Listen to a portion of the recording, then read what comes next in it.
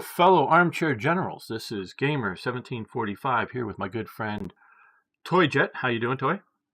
Hello. And we're going to be playing some War Thunder.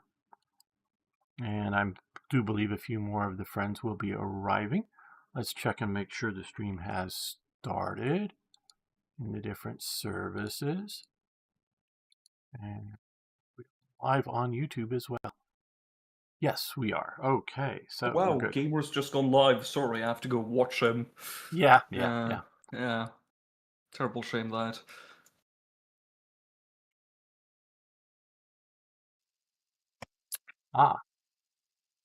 World War I battlefield.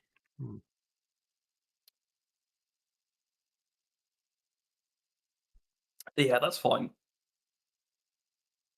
What do you see, and this can be for any side, anything, what is the most critical factor for World War I, in your opinion?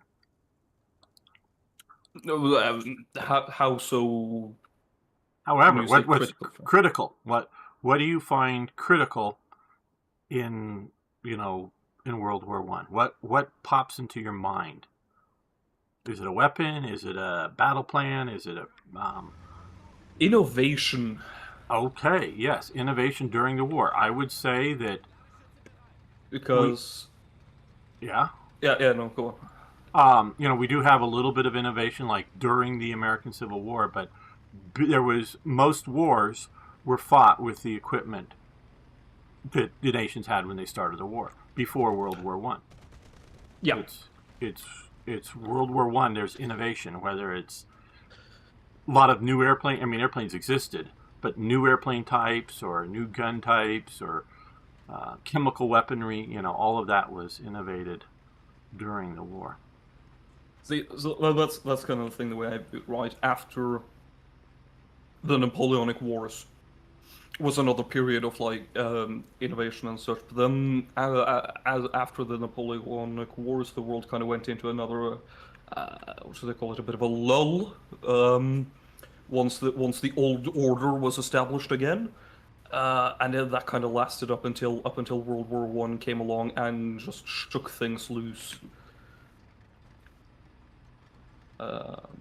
In ways of World War One changed everything. I mean, technologies, ideologies, regimes, borders, everything that had been, the established world for the past 300-400 years just exploded. Yeah.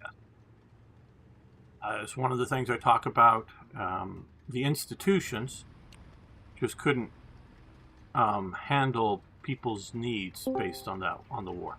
Hello. Hey Arna, like you say, whether political, cultural, society, churches, couldn't answer why does God allow this to happen, kind of thing, and so people's faith and religion crumbled. I would say heavily because of the war. People's faith in other people, you couldn't find a reasonable solution, wasn't willing to admit a defeat. Not like a total, oh, well, France is going to disappear if we surrender. No, it's the borders may change a bit or something. They couldn't accept that. And Germany couldn't accept, oh, hey, we've pushed into France quite a bit. But, well, if we, in 1915 or 1916, if we sign a peace agreement, well, we may have to go back to the borders, before the war to get peace. But hey, in the West, but maybe we can, push get a little extra in the East, and, this is a stalemate otherwise, and we don't need to send millions of people to their death just to try to gain maybe a few big miles, but miles of territory kind of thing. So yeah, it's innovation. It's change. Indeed. And hello, Arno. We will get you in the next match. No worries. We're at 4-3. Begone, post-war creature. Oh god, what is it? The name is 13. Yeah. Blow him up in the 88. I 128. I That's think even better. it would be a good business sense for Gaijin if they were to break out post-war vehicles from World War II. And it's not just because Gamer likes World War II and is trying to think of stuff, but you can have low tier post World War vehicles in the game. Think of a Jeep with a tow missile on it. That wouldn't be a very high tier weapon, but would really throw off a World War II game. But people could get that, and then there would be a whole new set of people grinding or paying for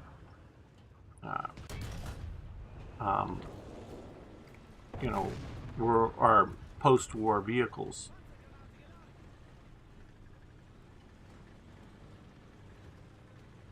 You can do a lot of that stuff. I think that would be a good.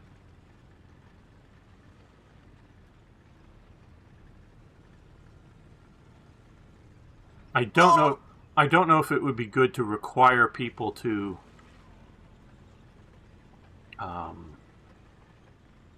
earn up a few World War I vehicles, or World War II vehicles, I mean, before going, do sort of like you have to do with the Israeli tree or something before going to post-war or not, or whether you can just start in post-war if that's your thing. Which I don't know which would be better for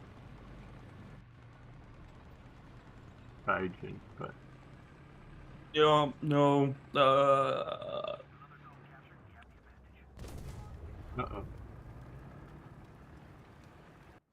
It's a good question. The simplest would probably just to be like they did with Navy and separate it into two. And holy Jesus, that's a P-61. Dear God, please no. Yeah, just separate it into two like tech trees or two separate branches or something like that, and just to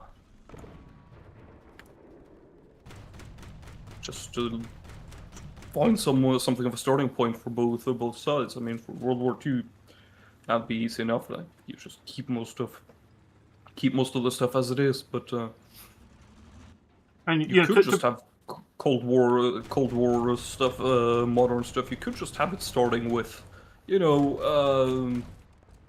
fucking T-54s and Leo 1s and such. yeah, I would then still just keep supplement. the most, at least the stuff that was in prototype stage at the end of World War II in the game, just to sort of balance out against some of the German super tanks at the end of the war. Yeah. And obviously, I would still have a few vehicles that are World War II in the post-war that were significantly used in the post-war world. There are way too many planes up right now. I'm trying to shoot some down. P-61 is taunting me. Pumped it back. I tried, but I missed. Oh, I hit one. Damage it, maybe. With a high explosive 37mm round going through your airplane.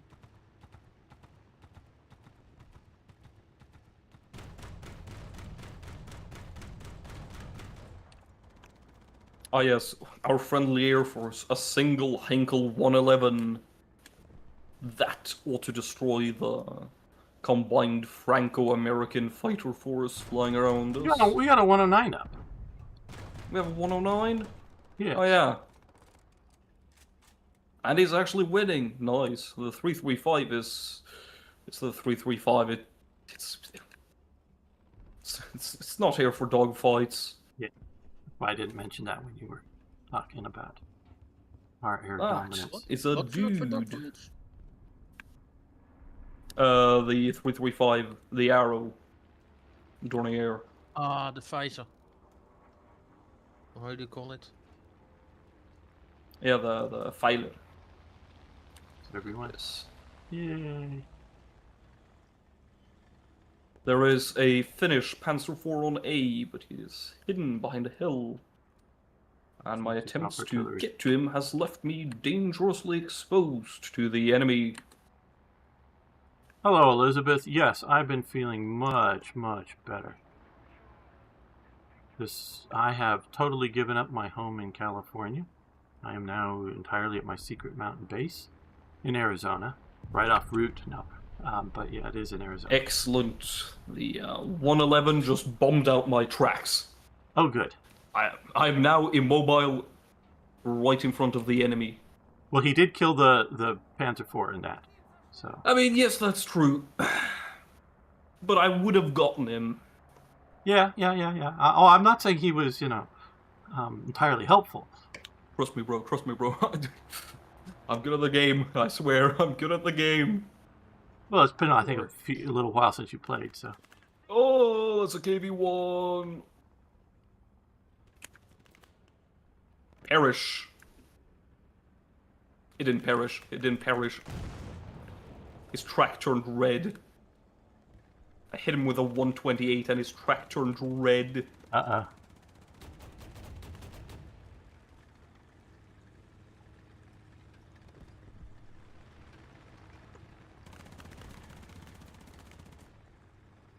Yeah, maybe you should have, Rider M. Just found it, IS-2, the 6.7 on the back. Thank you very much, Mr. Panzer. Sometimes some tanks are just better left to other people to engage, depending on what you are using at the time.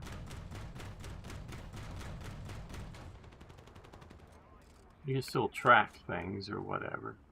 But thank you. Yes, that is a Chinese Mauser. Everyone, hey, check out my Discord server that a lot of us hang out at. And there are a few hundred people that are actually members, though I don't think most of them hang out there all the time. Put up in links, gamer? If you want to put up some links, that'd be cool. Sure. I posted a few pictures of things that give me joy. One being a broom handle pistol. It is in the 80s. It was imported into the U.S. I am not absolutely sure whether it was new made in the 80s or reconditioned, but it has been chambered in 9mm and has a detachable box magazine on it. I do think it is Chinese production and maybe new production in the 80s. I'm not absolutely sure on that. And the other thing I put in there was a artillery Luger, which was made by DWM in 1917, according to the date on it. So it is a World War I Luger with an original trommel magazine or snail drum magazine. Or just drum, as Trommel translates to. Right. And so, got that, and has an original mag, though I did buy two Maggar modern Luger mags that feed air. Well, I've not shot the modern Luger mags, so I presume they feed nicely, but they load and eject nicely.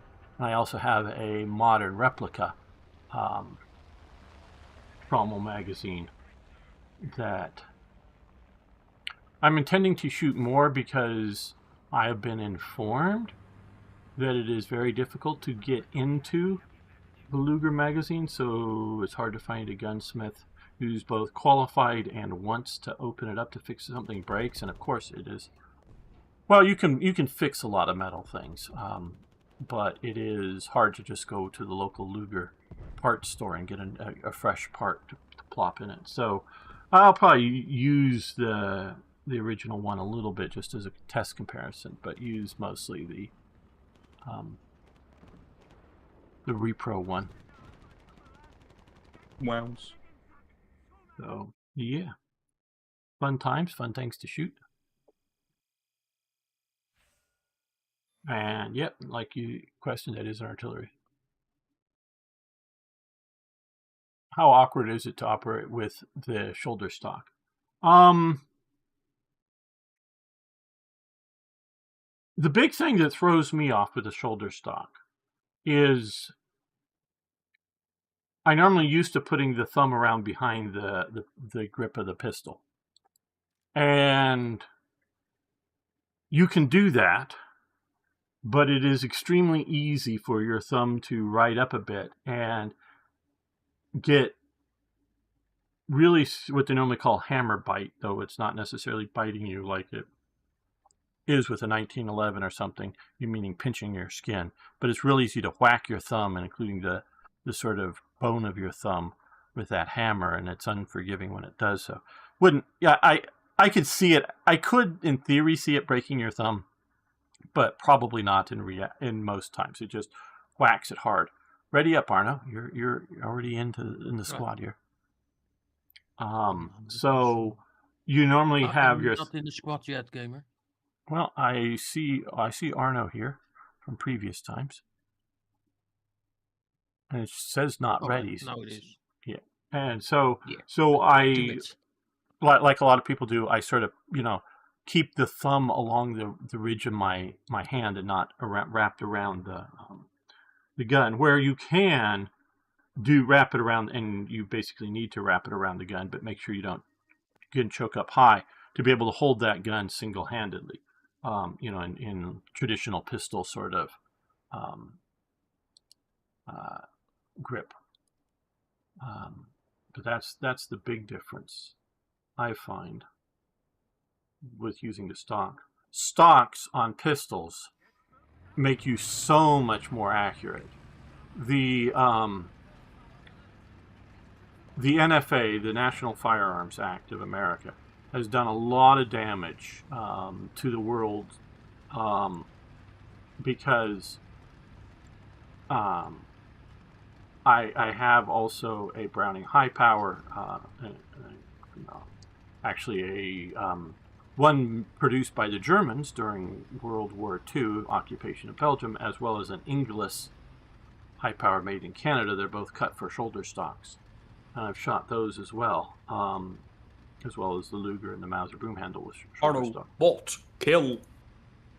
And just everyone knows that according to the current ATF rulings, which I have looked up, if you have an original, and we can maybe talk about whether the Chinese qualifies as that, but an original broom handle, an original Luger or Browning high power cut for a shoulder stock, it is acceptable to put on an original stock or a replica of original stock.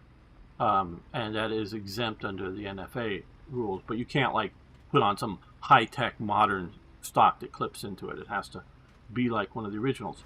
But because of the NFA limiting, pistols with stocks or short-barreled rifles, however you want to categorize these guns, police and others are using guns that are less accurate because it incredibly increases your accuracy and your quick on targetness and being accurate. And yes, the police do, most major or even minor police departments have machine guns, and they have to sort of file paperwork for their machine guns, but they don't have to pay the tax stamp and can get as many as they want. But because they've limited the amount of having short-barreled guns with stocks, however you want to say that, there has not been design work. Glock doesn't come standard with a be able to put on a stock, or they haven't even made a stocked version for a police department. But it could. There's a T-34 that's just driven around our entire team. I'm sort of doing the same with my Panzer IV here. Good evening. Hello, Dino. Just going for it.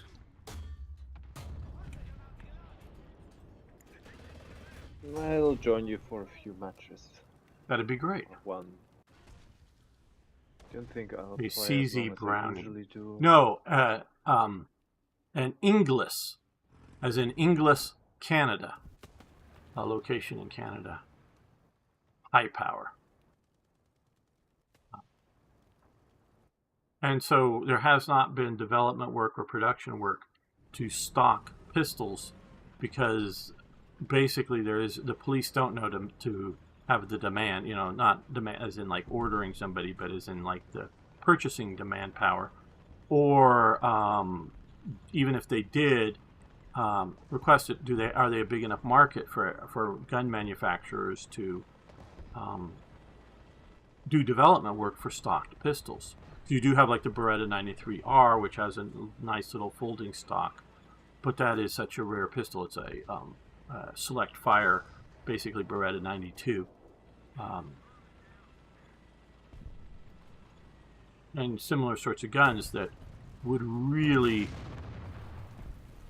reduce, hit bad guy. Bad guys would hit more or be hit more, and even bad guys. Well, I mean, I did do drive-bys, in LA and whatnot, and spray and pray. But it gets you on target faster in a high adrenaline situation.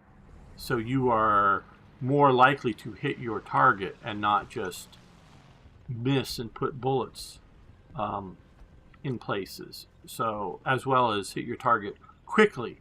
I remember some years ago there was a big controversy, but fortunately for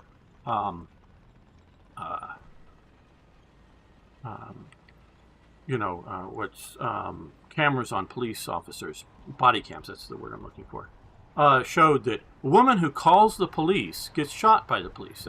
This was terrible. Well, no. If you see the woman who called the police on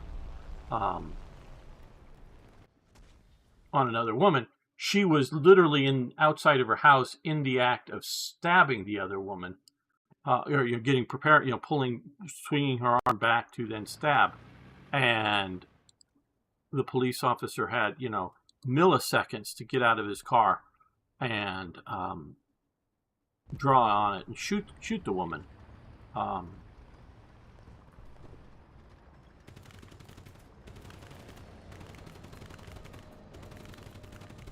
Don't bugger me.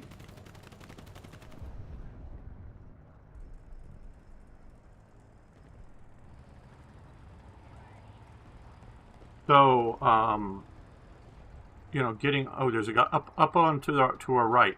There's an enemy aircraft who's maybe going down, and then another one coming across. Lead more. Need a bit more. Now he's probably a bit out of your range for that weapon, but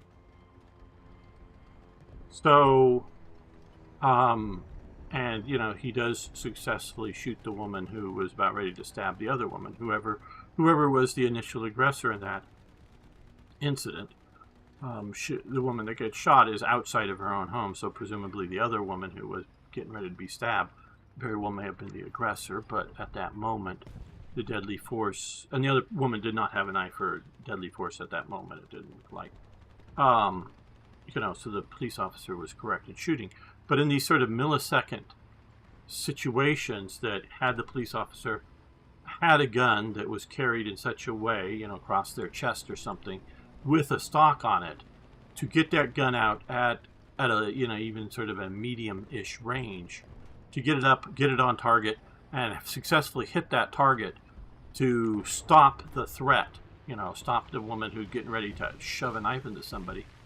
A stock would help so much, where an actual, even if it's just semi-auto only, but a submachine gun-like weapon, or a rifle, even a rifle in a pistol caliber, because you're worried about over-penetration, would be too big, too clumsy, because if you look at least an American police officer, he has a utility belt around him that only one of the things is a gun, and even less than a quarter of the overall pouches are like ammo pouches. He has his, radios, mace or other sort of chemical spray, maybe a taser type gun on it, handcuffs, all kinds of stuff, around his belt to do his daily, hourly, job, that only sometimes that gun is needed. So to put a pistol caliber carbine, shall we say, because I can readily see not wanting to turn police loose with full auto weapons, because again, for auxiliary damage of other people. That does make a policy sense. That just becomes a bit too big.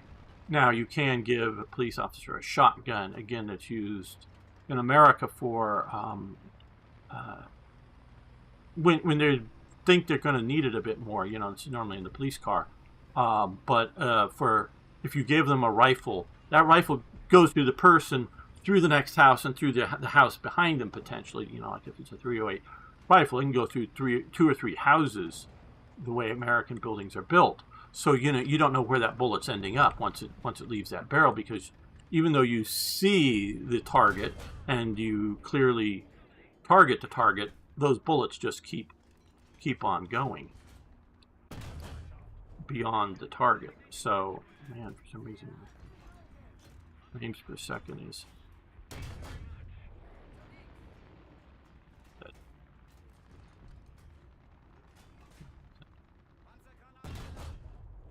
Okay.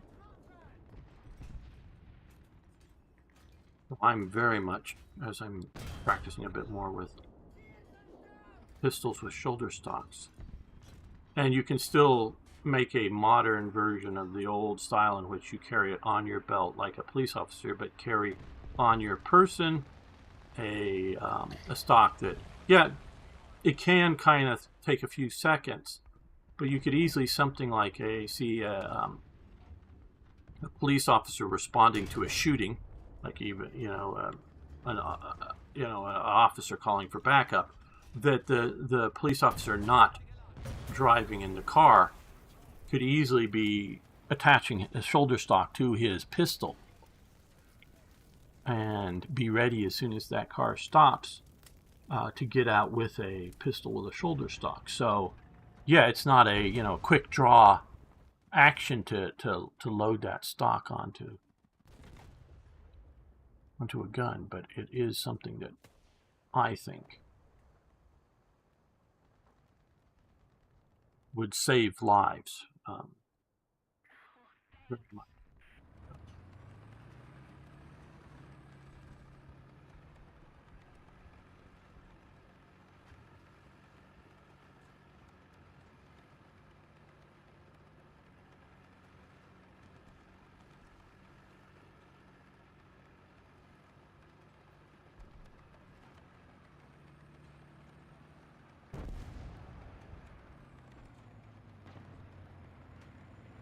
Nice shot, gamer.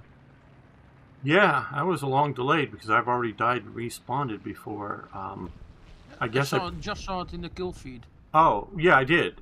But I don't know whether I don't know whether I put him on fire and he couldn't put himself out, comment. Or yes, toy impacted the earth. It may be the fire thing. Or it could be that the person just jayed out and I was the last person to harm him. I don't know. But I did hit the Swedish AA gun. Now the Inglis Brownings are an interesting story. The Browning high power, or just the general high power, gets used by both sides in World War II. Germany uses all that they capture because it's in 9mm, particularly the paratroopers and the SS like them, because for the paratroopers it's the high capacity 13 round magazine, and the German paratroopers jumped without larger weaponry, mostly just pistols. So sometimes I wonder, when they say pistols, are they referring to also machine pistols? The few times they jumped, it was generally without any heavy weapons at all. They had pistols and maybe a few grenades. Right. Everything else was in their canisters. So yeah, Rifles, machine pistols. right. So having a Browning high power with 13 rounds per mag and having a few mags, is really nice to have. So they liked it. And the SS, since it was not, whether it's the Waffen SS or just other SS units, was not part of the military procurement program. They had to find weapons on their own, and particularly early in the war, they really did have trouble where, as the war goes on, they get more and more official, if you will, and get other supply chains. So they also like the high power as well. So they're using it, and they keep it in production in Belgium. I don't know. And it's just going off vague memory at the moment. And if anybody knows better, please correct me here. From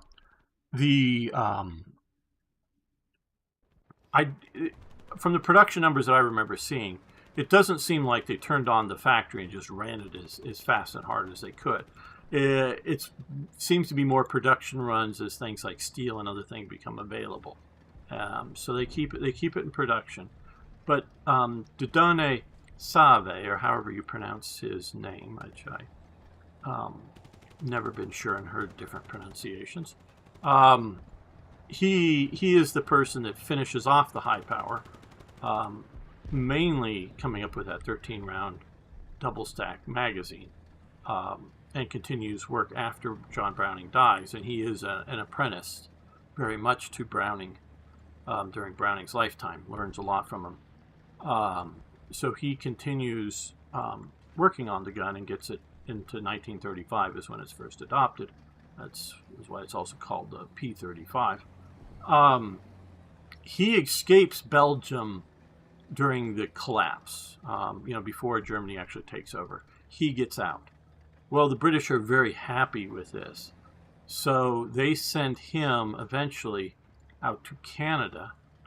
And he goes, and in Inglis, Canada, there, and I actually do have now the book on the Inglis high power. I want to look up a little bit more of the history of Inglis. Another thing that the Inglis makes is Bren guns, and they make a huge number of Bren guns during the war, including Bren guns in 8mm Mauser, mainly for the Chinese, because they lose their, because they love the VZ-24, which is the Czech, earlier version to the Bren gun. I mean, the Czechs are the ones that developed the Bren.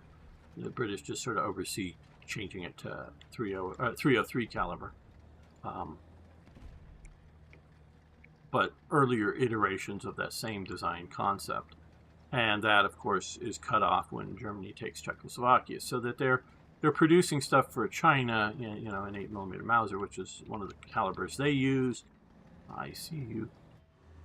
Okay, let's see, you're right about there. Oh, yeah, we hit.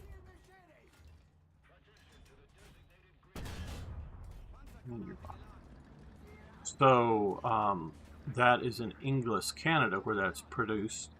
Part of the reason, I'm sure, is closeness to resources. Canada is producing a fair amount of steel. It can also get steel from America and any other resources it needs, as well as out of German bombing range. It can have a factory that is retaliation proof. You might be able to sink, shipping that's carrying the weapons, but you can't. Its production facilities. So that's set up in Canada, and so they send Dieudonné to Canada, and he has to redevelop the high power because he comes out with basically nothing. So he, from memory, and obviously he knows the basics and the design basics of the gun, but he has to come up with and draw plans for another high power. And the English are very interested in this. At the time, of course, it's after it takes a while and I'm not sure exactly the year that he gets into production, but it takes a while to get into production. But in the initial, hey, we want this to happen, it's, in the post-Dunkirk era where they just don't have enough guns, period. and the British are deciding to use a 9mm submachine gun of one sort or another. You know, the development of the Sten gun is happening at this time period as well. So they want a modern 9mm for their armed forces, as well as the Webleys that they're carrying still, which have their own issues. And we are at 4-3, Dino. If you want to ready up a squad like that. So he comes up with a new high power that basically no parts are compatible with the original, because it's, he's coming up with the dimensions, just from memory. And I'm sure they have, examples for him to look at, but there are other changes in the English high power in Canada. Okay, Elizabeth says the problem with stocks like myself is wingspan. Sometimes it is determined using a gun if your arms aren't right for the tool. Yeah, where I'm particularly used to the idea of people with whole lots of money, like English nobility, getting shotguns that are sized fit to their shoulder. In that if they put on a little weight, lose a little weight, they'll actually have that stock or a new stock, either cut down normally or potentially even a new stock made. And of course, a fair number of modern sniper rifles have a fine-tunable, adjustable sight or stock, not just like your sort of collapsing stock on your AR, but an actual adjusting stocks are very much a thing to do. But most pistol stocks are fairly short, anyways. So unless you're particularly small, it'll probably a Luger stock or a broom handle stock will probably work just fine for you. You don't need worry too much about that. So particularly like the artillery Luger stock, the length of the stock is basically determined by the length of the artillery pistol, because they attach a leather holster to it that the holster is just a little bit smaller than the is he going to come around this building? Yes, and he dies. It's just a little bit longer than the holster because the way it attaches to it.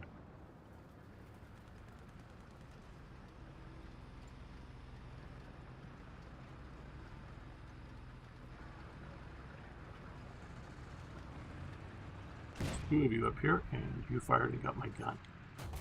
And somebody got my track. And transmission. Rather unfortunate, because I don't see any of them in the woods as they are. Directly to our left. Never mind. First shot got my breech. They're up in the trees. At least two of them up there. They're in the trees, man. They're in the trees. Yep. Oh no, not the predators again.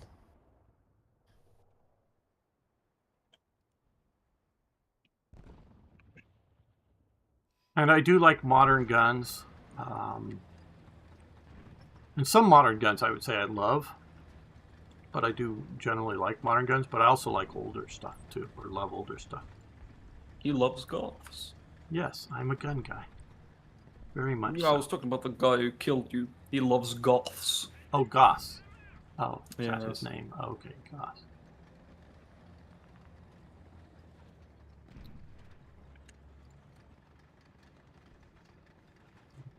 Now the Golly, I question sure is, what does he mean by that? Does he mean Golly, the I ancient sure German- miss the Visigothic Empire. Sigh. Indeed, does he mean the German tribes, and of those, which one? The West Goths or the East Goths? Oh, behind us, Toy.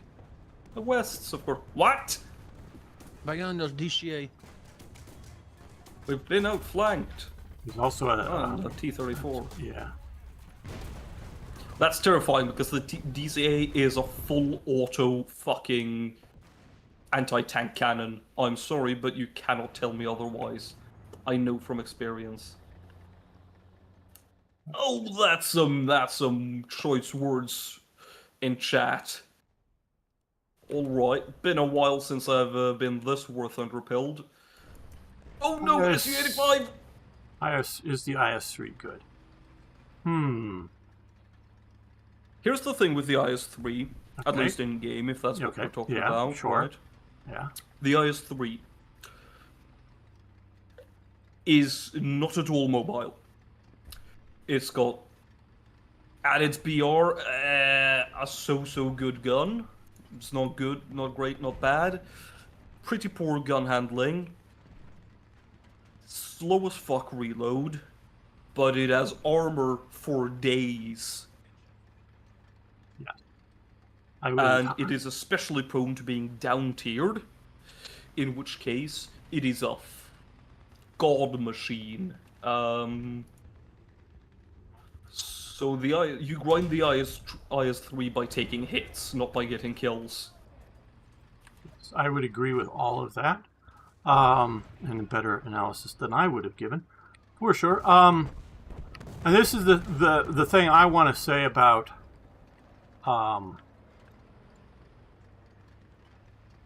War Thunder. Tanks, or it would include include aircraft and other things like that. Their goodness or badness is entirely based on their BRs, because whether they were good or bad in reality, or how good a vehicle design. Why don't you steady out? How Lads, good we ain't winning this. Well, I'm on the point. That's good. I'm just being shot coming out of spawn over and over. That just means you don't have to drive anywhere to kill the enemy. Come on, Toy Jet. I mean, you'd think so, but they have more guns than I, so it's a sort of... You're just being rusty, sort of because I know you're actually good, Toy, so you can get these guys. Well, I'm not gonna lie. I had a period like a few weeks back where I played a lot of War Thunder, especially at this BR. But then I switched to France because I started grinding France, and that barrel just absorbed my entire shell, and thus I did no damage to this AMX-24. And that I got his loader. the barrel was perfectly intact after being... Yes! Not even yellowed. Yeah, this is something that constantly happens to me. The enemy constantly, destroys my barrel, and then I shoot at the enemy's barrel, and nothing happens. Yeah, so anyways, I played myself up from 2-3 to 5-3 France in a couple of weeks. Because we were all just grinding France. And the corpse next to me just got shot, indicating that this is not a safe spot to be immobile. I want my tracks back. Good luck. I'm sure you'll be able to win this. Yep, right on their barrel, no damage. And Not your vote of confidence. Wish I had it myself. throw out the corpses. It's an ASU-85! Get the gun on! Get the gun on! Get the gun on! You didn't get the gun on! My brothers in Christ, I require assistance.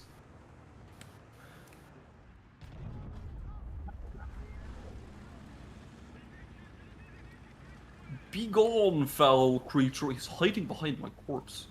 So you can have, in War Thunder, you can have what were historically good vehicles that are bad because their competition, or who they're tiered against, they just do poorly.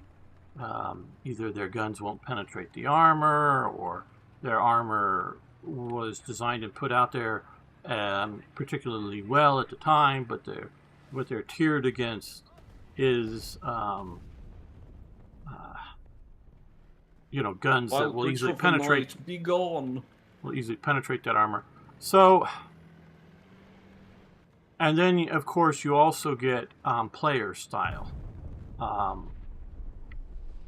That there are vehicles that are designed, or the way they're tiered, to be played in one manner, and if you play them very differently, you won't do well with them. So, I guess what I'm trying to say is, I'm sure there are definitely vehicles better off at their tier than other vehicles at their tier.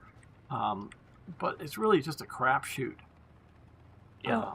As to what is good or bad. It's combination play style, what you're up against, and there's a few factors that go into Gaijin to set tiers, but part of it is literally statistics, and I do believe them when they say that.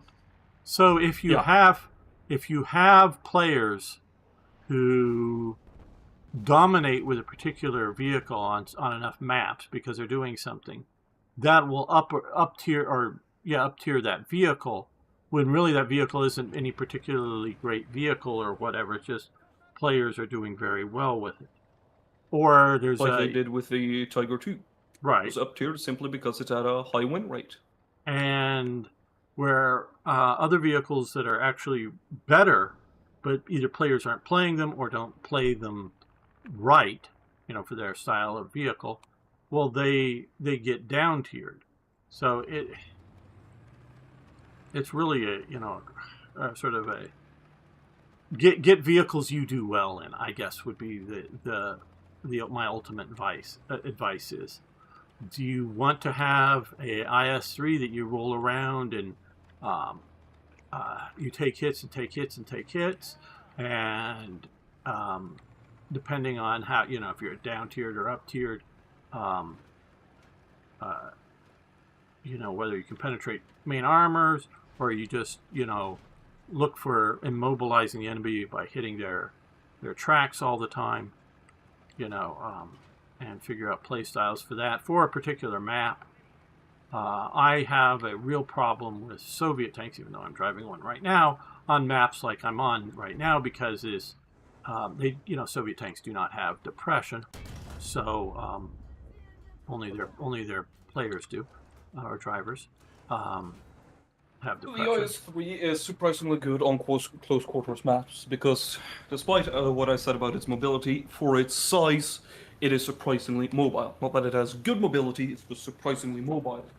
Right. Which makes it good as a sort of bum rusher, just rushing up and being where the enemy does not expect a heavy tank to be. And so, so if your play style, will benefit from a IS-3, great, use it.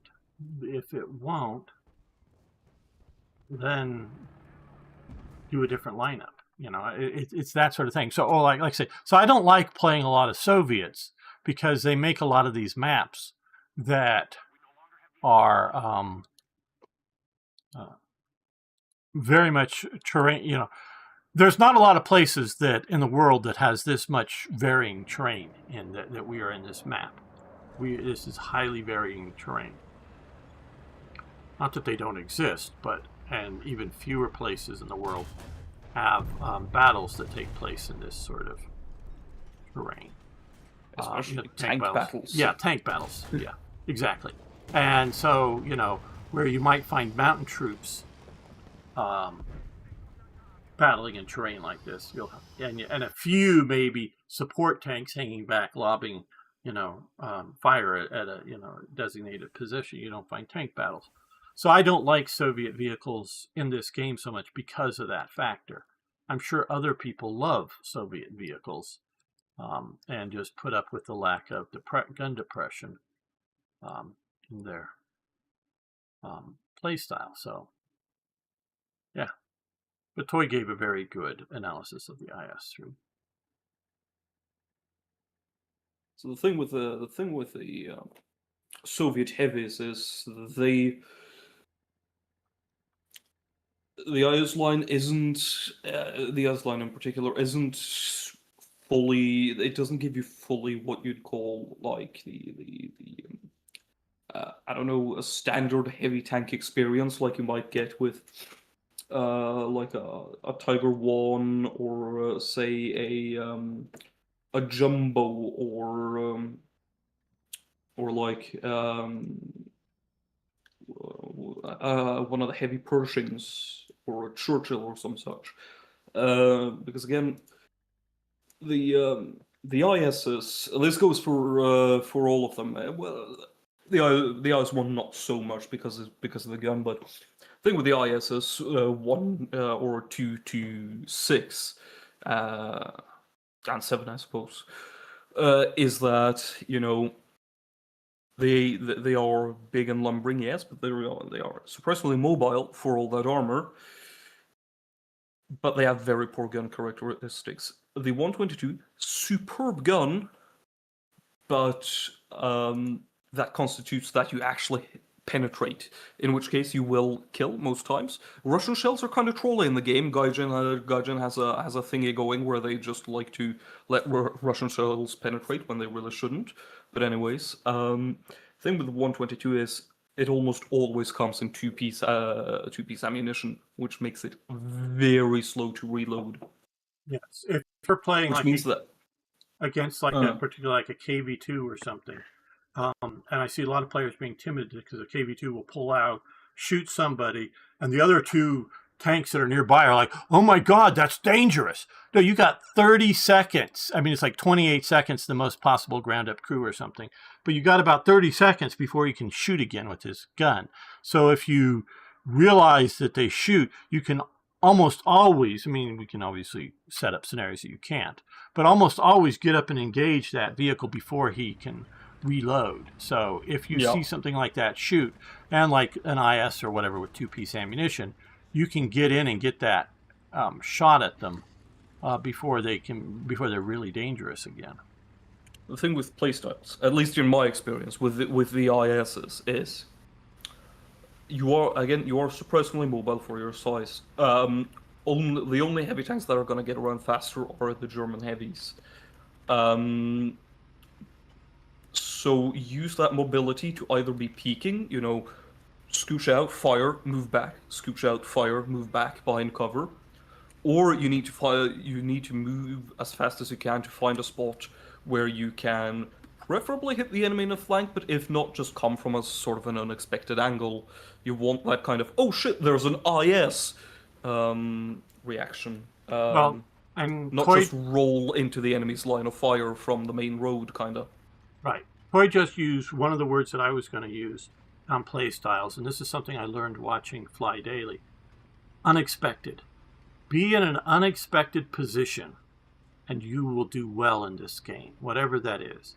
Whatever your vehicles are. I mean, obviously we can, a 35T version, in a 5.7 game, that 37 millimeter gun is just not going to be effective. But, anything is reasonably near tier.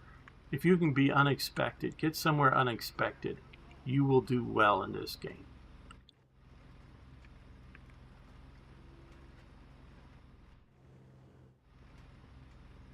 Whatever your there vehicles. are Bolsheviks on my B point. Uh-oh. Well, yeah, that's why it's called the B point. It's the red B point. Well, yes. And the A point is also red, because that's where the anarchists are. Well, specifically the anarcho-socialists. There are all different kinds of different anarchists. Oh! That's some amount of the Red Army's mechanized corps. That's what I'm specifically doing right now, is trying to move up. Not that I'm trying to move to their spawn, but trying to move to a position Oh God. somebody who's driving to where they expect the battle to my right be, as well, you see, Arno. and I will be there before they expect to see enemies and shoot them.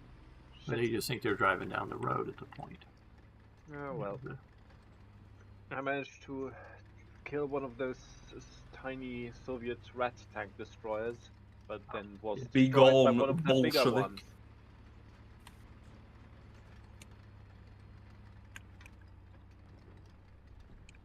There exists a quote from a Polish mercenary from sometime during the Cold War. I don't remember his name because he's got one of those arch-Polish names, which, honestly, I can't pronounce. Kowalski, Kowalski. But it summed up very nice. Again, this is a mercenary. And when he was asked what it was like to kill another human being, he responded with, I wouldn't know. I've only killed communists. Yes.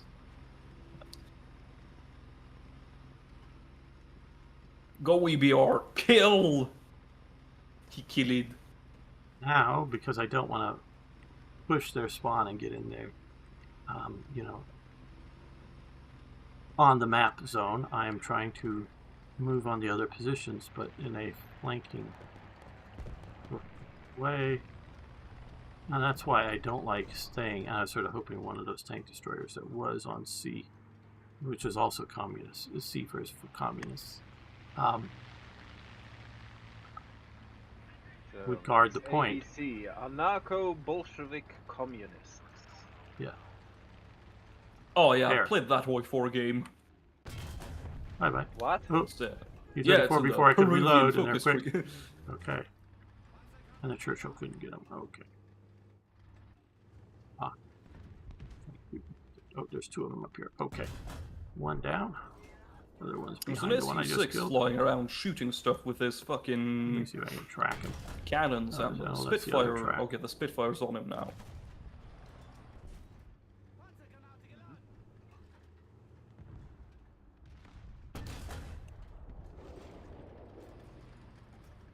We can help this guy repair, but I think it's more important to take out the other guy. Okay, got his commander loader. Can't help but notice that most of my friendos are deado.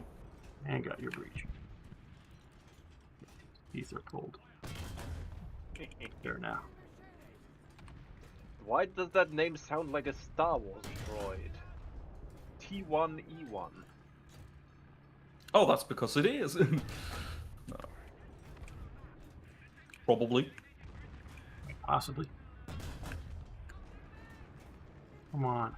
Oh, there you go. Yes.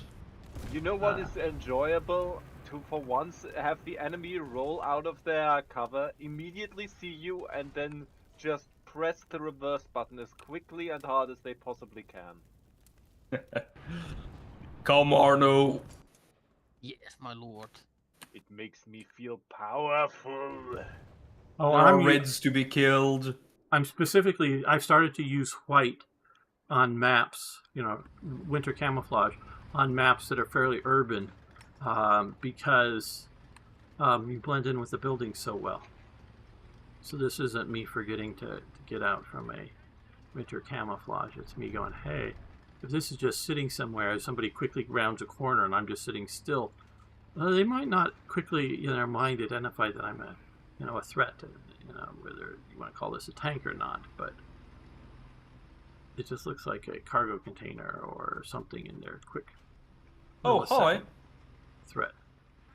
And why am I going? Don't worry, Arno. I destroyed its gun. It's entirely harmless.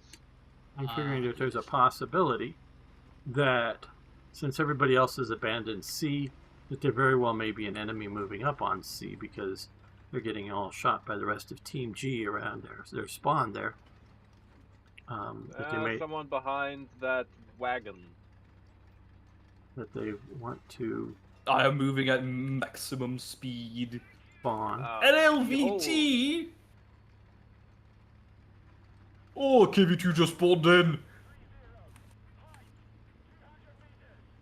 I see him. Oh, didn't preserve me. Exterminate. Oh, temporary unavailable. Damn it.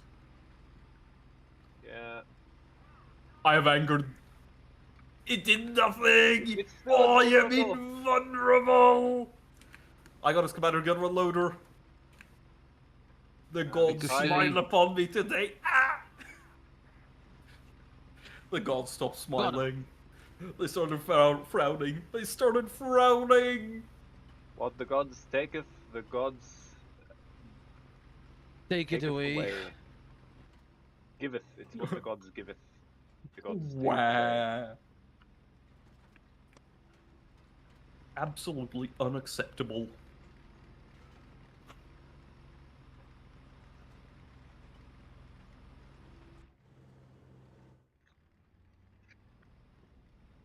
That cannot be allowed to stand.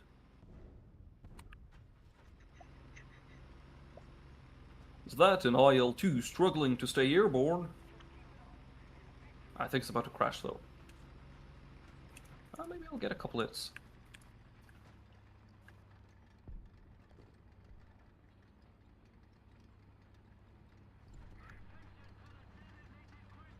I appear to have sheared his wings off, but I probably won't get the kill anyways. I got the kill! Huzzah! All praise you. God bless the 12.7 millimeter machine gun, the most German weapon there is.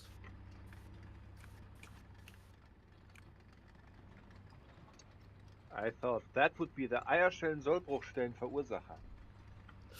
You'd think so, but surprisingly, no. No idea what you just said. I just pretend I do. Eierschalen-Sollbruchstellen-Verursacher?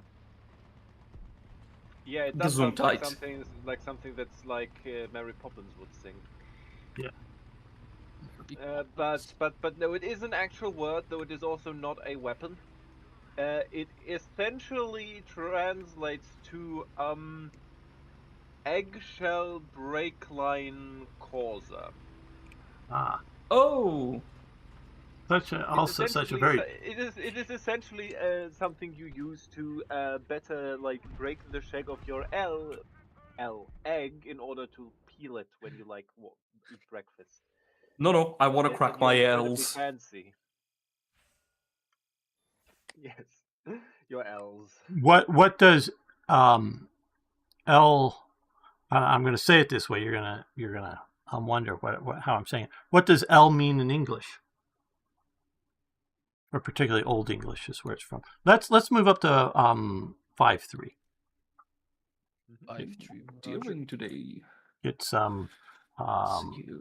well, also the 5.0, the VK 3002, the Panther D. You also have VK 45. Well, I do. I got that there. But L means arm. Yeah, that makes sense. And that's where you get Old days. elbow. Bow means to bend. If you're talking Old English, your elbow is your arm bend. That's just literally Yes, what that and means. I mean, the word is pretty much the same in German. In German, we say Ellenbogen. Right. So yes. So yeah. The And only thing different is that in German, the word Bogen is still directly means bow, like as in archery. right. Well, and we obviously have the bow, which just means the bend. Yeah. No. It also means that, though usually more in an architectural sense. Okay. Yeah. We definitely have the idea of something bowing out, in building sense, especially if something is failing, a retaining wall bowing out. It would, be. Though the word bow is more like in art, is actually closer to the word arch as it is in German. Ah. So we will talk about Torbogen, which is a gate arch. Okay. Now this all Man, I like architecture. reminds me how easy it is to learn European languages for an English speaker. Because in high school, I decided, because of watching Shogun and whatever, I was a weeb before there were weebs. Well, I took Japanese, which is, has no relation in language to any Indo-European language. So its sentence structure, its word usage is just entirely different. I am currently learning a bit of Japanese, and I actually don't think. And funnily enough, I actually have, for some reason, less problems with Japanese than I have with French. Strange, because to me, French is, being again an English speaker who, English is a Romantic language, as in Italian or Latin derivative language as well. English or French will come, not pronouncing anything in French, but knowing French words are a lot easier than Japanese. Modern English is just a mixing of the two largest language groups. Well, that's in just Europe. no, that's just English. That's just English toy, because before it would be Anglo-Saxon and French, or Norman French if you want to be specific. It's the Norman and the Anglo-Saxon coming together creates the English language. Yes, English is the mongrel language of Germanic and Romance. Yes. which I contend makes it the best language on the planet, because it is the most functional, most flexible, but still clear meanings, as opposed to vague meanings that you often find that you have to get from the, yes, we got words like "to," is that two things, or also, or too many things, as in like too much. Yes, we do have some words that are functionally you need to have context, but or spelling, if you're written. But a lot of treaties and whatnot that were written in French originally, the language is sort of vague. Just what do you mean? Where English is much more precise, but very flexible in its use. So that and it isn't just any sort of nationalism or anything. I just think English is the best language on the planet. You fired and didn't kill me, so you get to die. I got the time to... Hello, Waffle Tractor. Would you mind helping me out? I seem to be in a bit of an ouchie. Shit. And certainly there's better sounding languages than English. I will very much grant you that.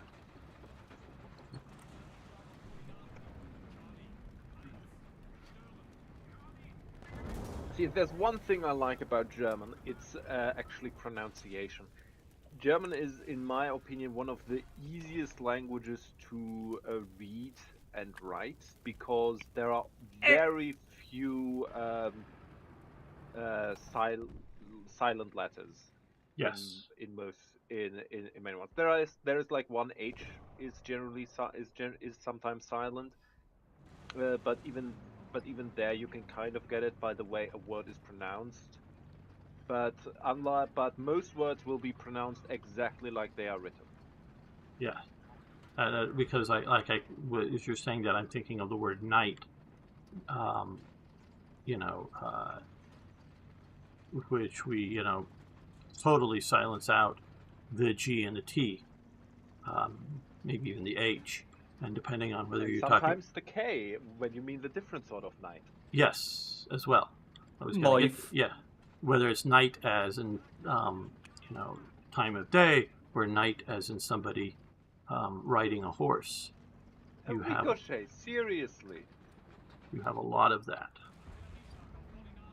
English is a nightmare for pronunciation, spelling, correspondence. Even among native speakers, there is disagreement and confusion. Well, okay, especially if you get native speakers and you're throwing into English as native speakers for English, they have wide variances. If you get outside of what quote-unquote Oxford English or BBC English is, you have a lot of variances in Britain for how you pronounce words. Having lived there, I know very well that, and not just watched British TV. There's a lot there. Like one thing I constantly could tell from listening, particularly to Europeans, if they say the word bomb, they often say bomb or bombing. That second B. The second B isn't silent. It sort of is, but what it is really is just an indication to make the M short. It's a short M. It's not a bomb. It's a bomb. Bring that M to a very, instead of saying the B, you bring that M to the second M, or the only M, yes, but the second B to a quick, that to the M, to a quick close. You don't stretch out the M. It's a short M, or however you want to say that. And so that would, an English speaker or an American English speaker is, will keep that B basically a silent, but just shorten the M sound.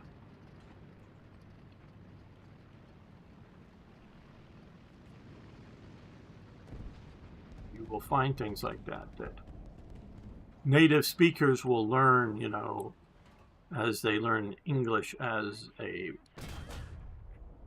baby listening to their parents, but is not necessarily clear to somebody learning the language academically. I mean, I primarily learned my English initially through an English club during kindergarten. And then primarily at home with my parents. Again, English lessons in school weren't generally that great, so I primarily learned it at home with my parents, and the way I learned it was by watching Star Trek episodes of the original series. Same. Well, I But- watched TeamG, but Yeah, we had Same. we had the entire classic series on Blu-ray fairly early, pretty much right after Blu-rays came out, and they pretty much just had me alternating between watching the series in English with German subtitles, in German with English subtitles, and English with English subtitles.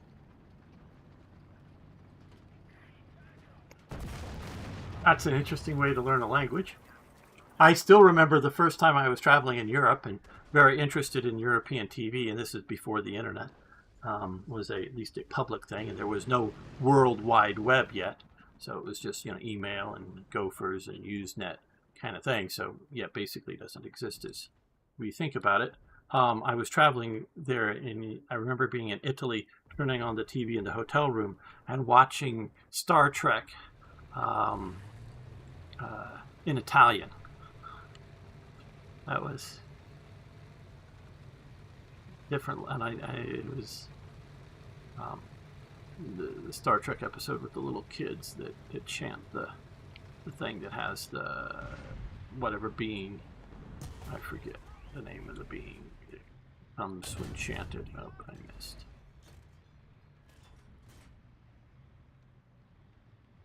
Piece of the track. You're going to give me a piece of your barrel. Well, I hit the barrel and it went black. I got an IS barrel. that's all. That'd be good. Great.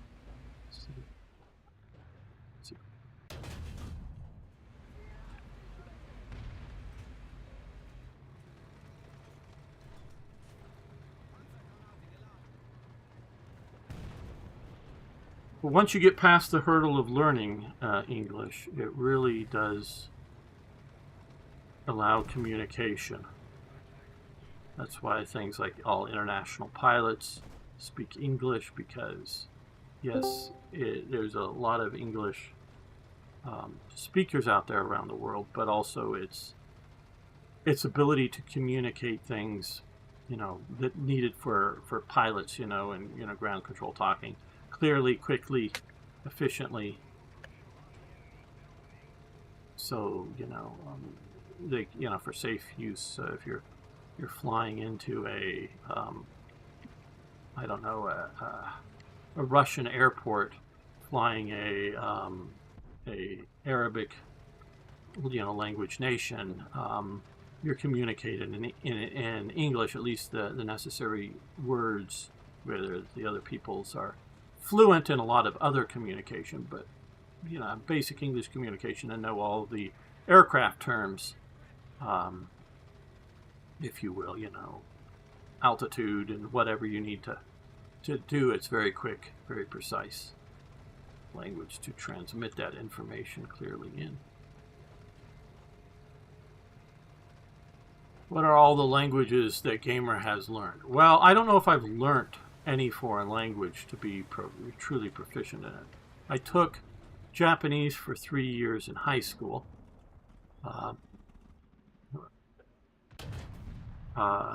So Skoshi Nihongo o Hanashimasu. But that was way back in high school. I know more Spanish than I let on, but I refuse to speak Spanish in America. I refuse to be forced to speak a foreign language in my own country. And is it a foreign language? Because we don't have an official language. Yes, we do. English is our official. All legal documents in every single state must be in English, except well, I'm not sure about Louisiana for French, but the only state that No, has two French. official languages is New Mexico, and it does have Spanish, and it's more because of the Spanish colony situation than Mexico.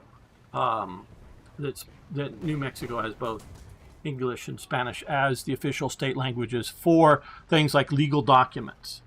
And so they will, like in California, have the driver's test and the learning books in myriads of languages, including like Kramer for, Cambodia and whatnot. But all legal contracts must be in English in California to be a proper legal contract. So I would call that official language. And all laws outside of New Mexico and maybe Louisiana, I'm not sure on Louisiana, must be written and published in English. So they pass a law that says don't drive over 55 or whatever in their state laws. That law is written and published in English as the official law, and it's only translations are provided maybe for non-English speakers of what the law is and means. So I would say that. But you can disagree. I mean, it's fine.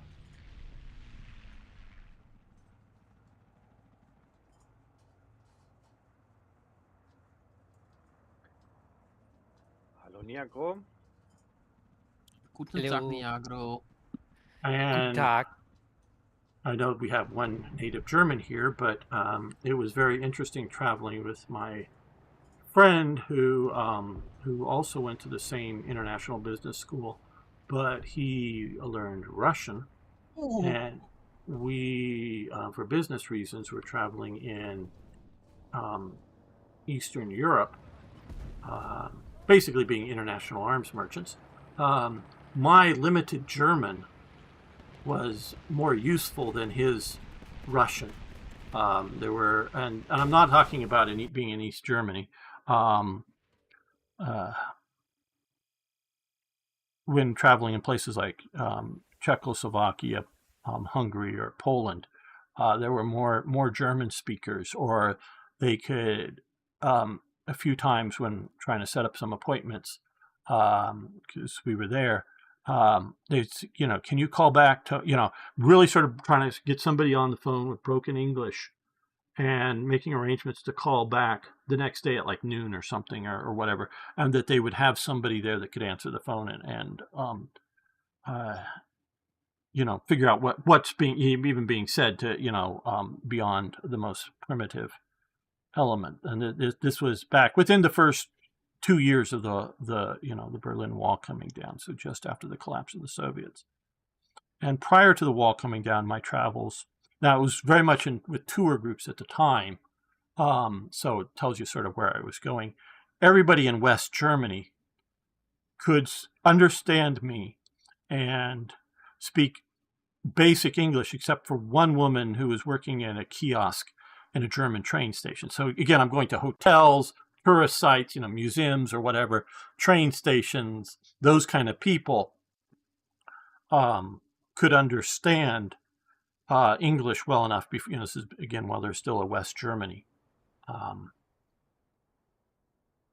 So that was very much, but then at that time going to Austria on one of the same trips, almost nobody that I encountered, again, except for a few hotel clerk type people, spoke English.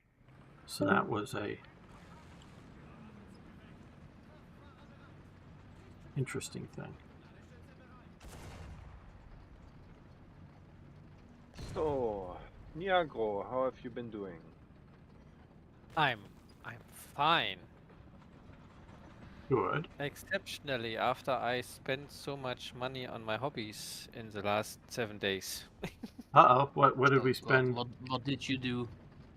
I put money in a battle pass for Battlefield 5, which I shouldn't have done. I don't know why. It was like I don't know. I was mindless at this moment, And then I spent a lot of money on European Universalis 5 like 2 days ago. Uh-oh. Uh, ah, it's fine. It's fine. I have no children. I have to spend my money other ways. Yes. You could have bought the new Lego Star Trek USS Enterprise D. Maybe toy, but in my current apartment, It's I don't 6,300 pieces. You get the little tea Earl Grey hot. I should have get the Death Star with how many 9,000 something. Oh no, something no, pieces? no, no! That got such poor reviews. It's a pancake. It isn't even round. I actually have like the old minifigure Death Star, though it is no. shattered in pieces somewhere in a box.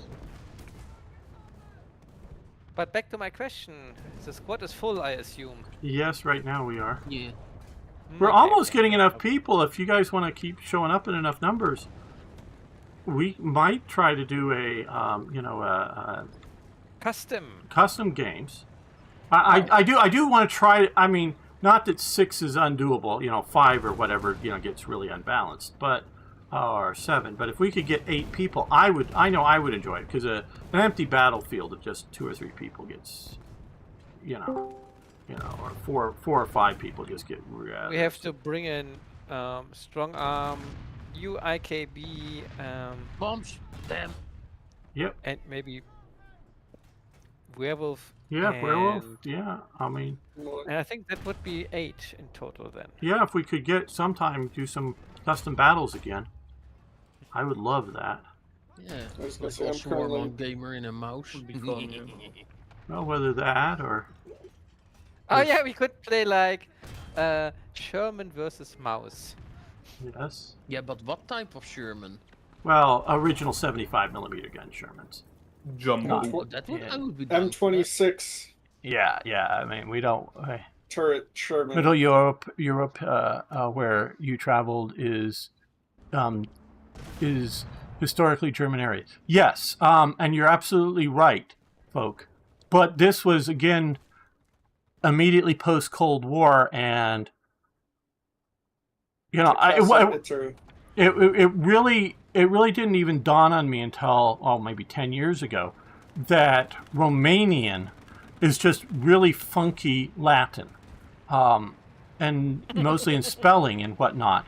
And because to us in the West, it was just Romania was just some foreign country that we had very little experience with, because yes, sort of middle Europa or however you want to say it, or Eastern Europe. Americans, sure, we had people coming from, lots of Poles in particular, but Russians and others coming from that area in the 19th century, but Americans never really bothered to learn the languages. And then maps. or maps. But then the Cold War, puts the Iron Curtain down. So very little interaction. And knowing that the Soviets were the dominant power in the Warsaw Pact nations, which I was trying to buy arms from.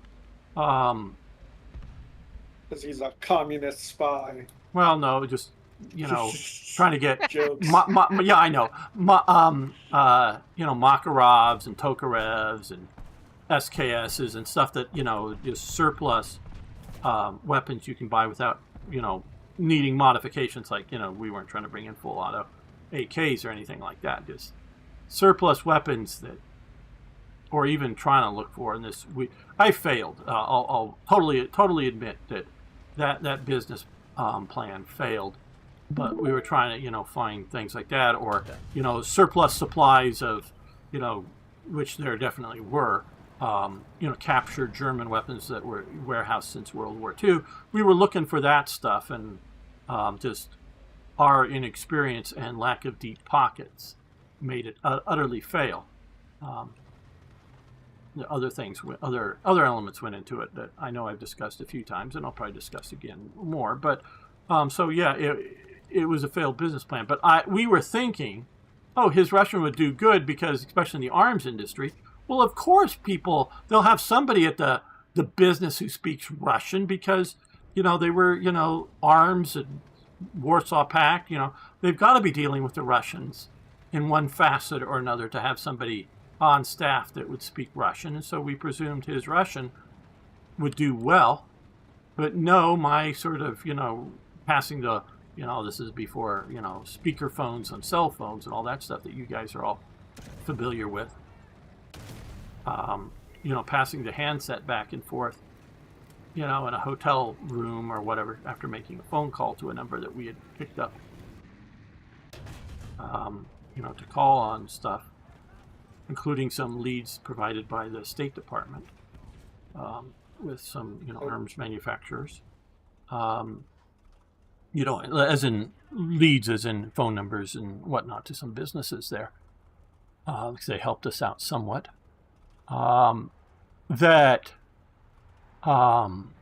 It just, my very bad German was more useful. That just surprised us. Josh, the stream has, I don't know, it's collapsed. Would you want to speak the language of the people who raped and enslaved your country?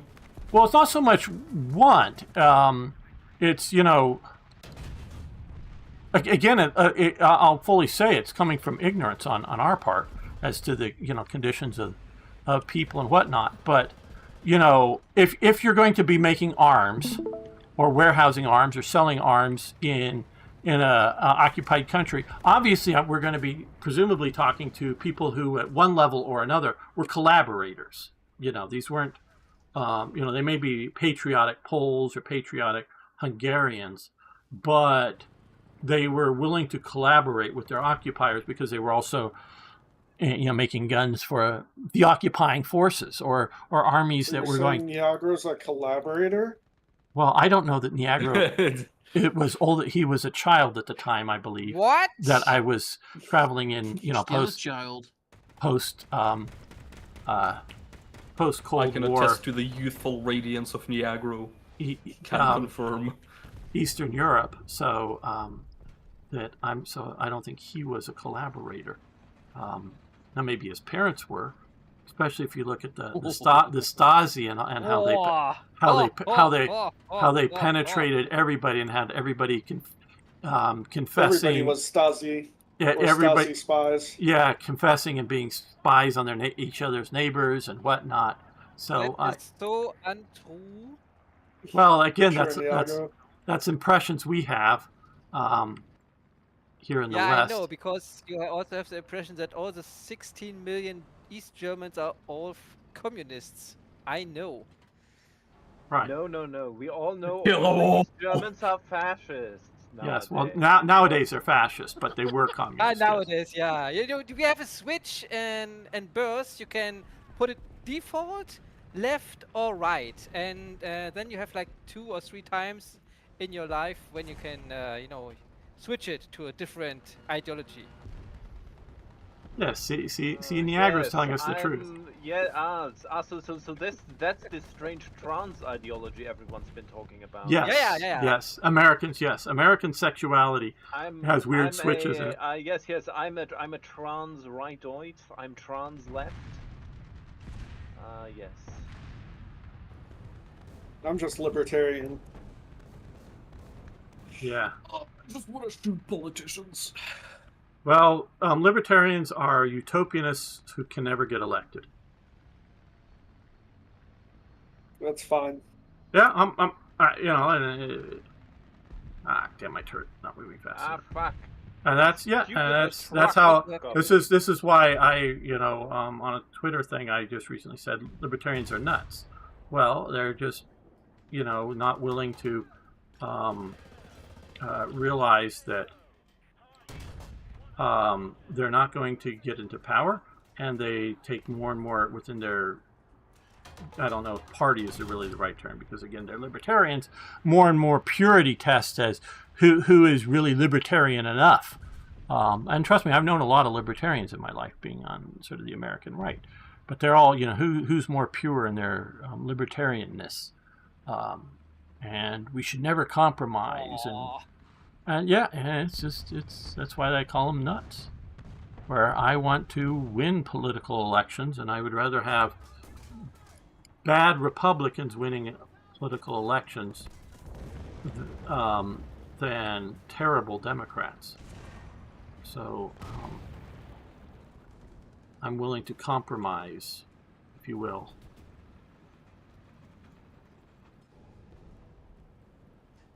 Because trust me, the Republican Party, the elected officials, I'm not talking just, people, but the Republicans are the most hated party in America because, of course, all the Democrats hate them. And then 60% or more of their voters hate them because they, say a lot of great things when they're campaigning for office, but never do them, never, and always give in and never have a spine. I think that's one of the requirements. If you get elected as a Republican, you must have your spine removed. But what is this telling you about the people who are voting for them? I mean, well, because they're voting for the least bad party, is what they would say. So the lesser evil, that's all. Yes. Huh? Yes, that's very much so. That's pretty much what quote unquote democracy has pretty much is nowadays. You don't vote for people you actually believe in. You vote for the people you believe are not going to do going to do stupid shit, but not the really stupid shit. Right, and I would agree with that. I've known, because I've worked for a congressman, which means I've known other congressmen, and I've known even better a lot of other congressmen's staff. In the past, I've run for Congress. I worked for other failed candidates, who were trying to either become congressmen. Work for Congressman Herrera. Yeah, he would be good, but obviously I'm not anywhere near Texas, and so I'm not going to go out and do that. But I have never worked in Washington D.C. I just working out in California. So I've known, and this goes back to the very late 80s and early 90s. So I've known religious conservatives. I've known libertarian conservative type people that were, including the one congressman who, one of his campaign promises when he first gets elected, I will serve no more than 10 years. Oh, he was in there for about 30 years. That was one of his core campaign literatures when he first runs, that he will only serve, in essence, 5 terms, because it's 2 years. Politician lied. Well, I think he met. I knew him well. Actually, I grew up knowing his father very well, or much better. Or I don't know very well, but because his father and my grandfather were good friends. So I knew the family, and I also knew his brother. So I don't think he lied at the time. I just think the corrupting influence of power is what I would put. Yes. It's why he stayed. And I guess I'll say this right here. His name was Dana Rohrabacher. He, left Congress a while ago, and he was the, in the Republican Party, the sort of biggest Putin Russia apologist there was, because and I know how he got hooked, is he, early on, one of his committee assignments was working with this, NASA, overseeing NASA and the space program. And of course, with that, and during our, for a while, the U.S. didn't have abilities to put people into space. We were interacting with Russia, and I know that's how he got sort of hooked up with the Russians and whatnot. And he started very much, and I would drive him around, just me and him in the vehicle, going to events and meetings and whatnot. So we were chatting for hours at a time in LA traffic. So that, this is how I know him well, or I knew him well at the time. Talking politics and political philosophy. He very much was a libertarian at start, and was only a Republican to get elected at start, and very much a liberal in the classical sense, not a conservative in the classical sense.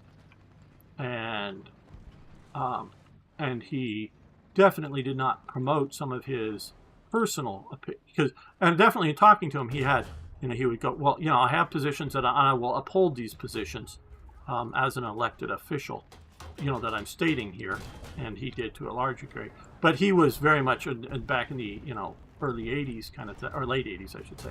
but in his early time, was willing to, he would have legalized pot and whatnot. He was very much a sort of libertarian.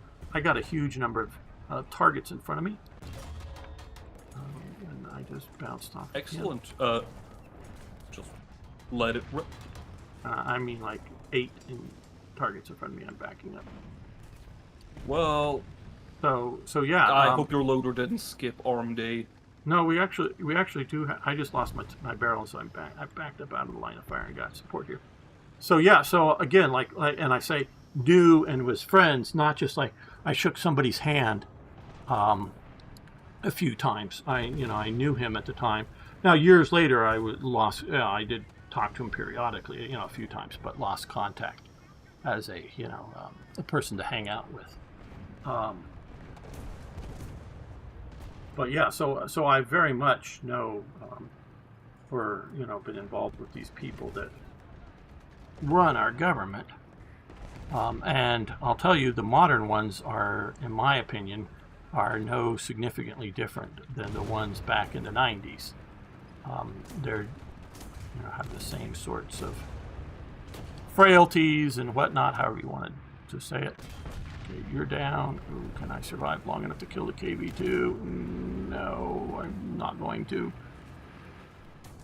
Just all alone. And all of that, and if you read Machiavelli, which I think if you want to understand and know politics is essential, he is still, in my opinion, the best. Well, The Prince, his work, The Prince, is still the best book on politics ever written, that, or at least in existence now.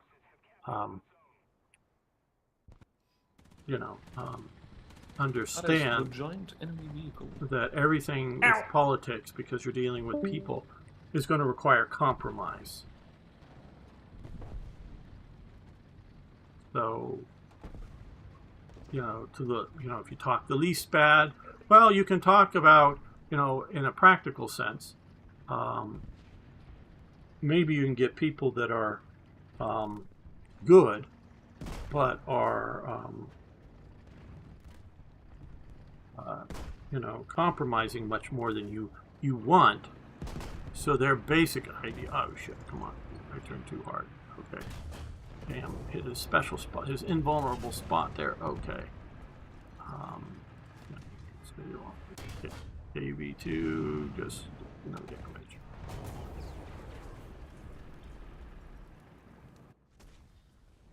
So, yes. Whatever your belief system, if you want to call it ideology or whatever. No. Even if you are in a dictatorship,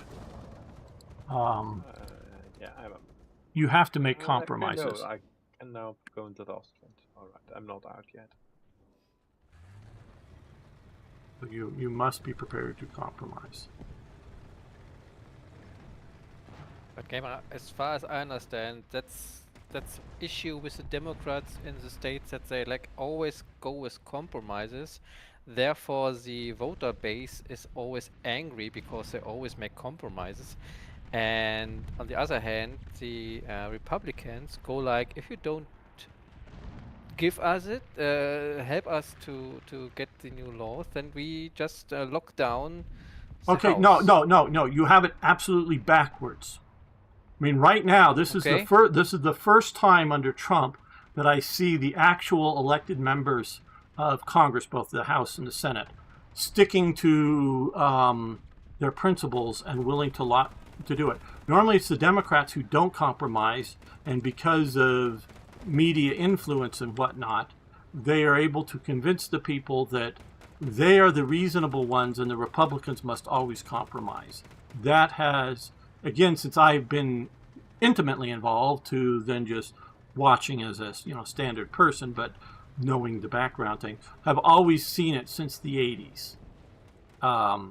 And this goes back to Reagan. So I don't have the detailed experience prior to Reagan, but since Reagan, it has always been the Republicans compromising to Democrat demands. So it's the other way. right now, you're right, this one time. And the Democrats What do was not... it in the first turn of Trump? Because you had the lockdown before, right? What was it, 2017, 18? Okay, but yeah, that was brief, and it was Trump, not so much the rest of the Republicans. Yeah, but he is not the House, and the lockdown is done by the House and the Senate, or am I Well, wrong no, there? okay. Right now, the budget situation, that's what we're talking about, I think, it's the Senate, because the Senate and the House are both have a majority Republicans, but the Senate, the way it's currently run, is that it takes 60 votes, so 60%, because there's 100 of them, 60 votes to close debate on an issue. So, technically, under the Constitution, to run a filibuster, you must have somebody on the floor, controlling the floor, hourly, daily, 24/7, speaking to keep that keep the Senate from voting once they get control of it. But because of the rules they've decided to do, and they're old men, they don't want to force people to stand there for 24/7. They just sort of like go, well, we don't actually have to filibuster. We just will not vote for cloture until we get to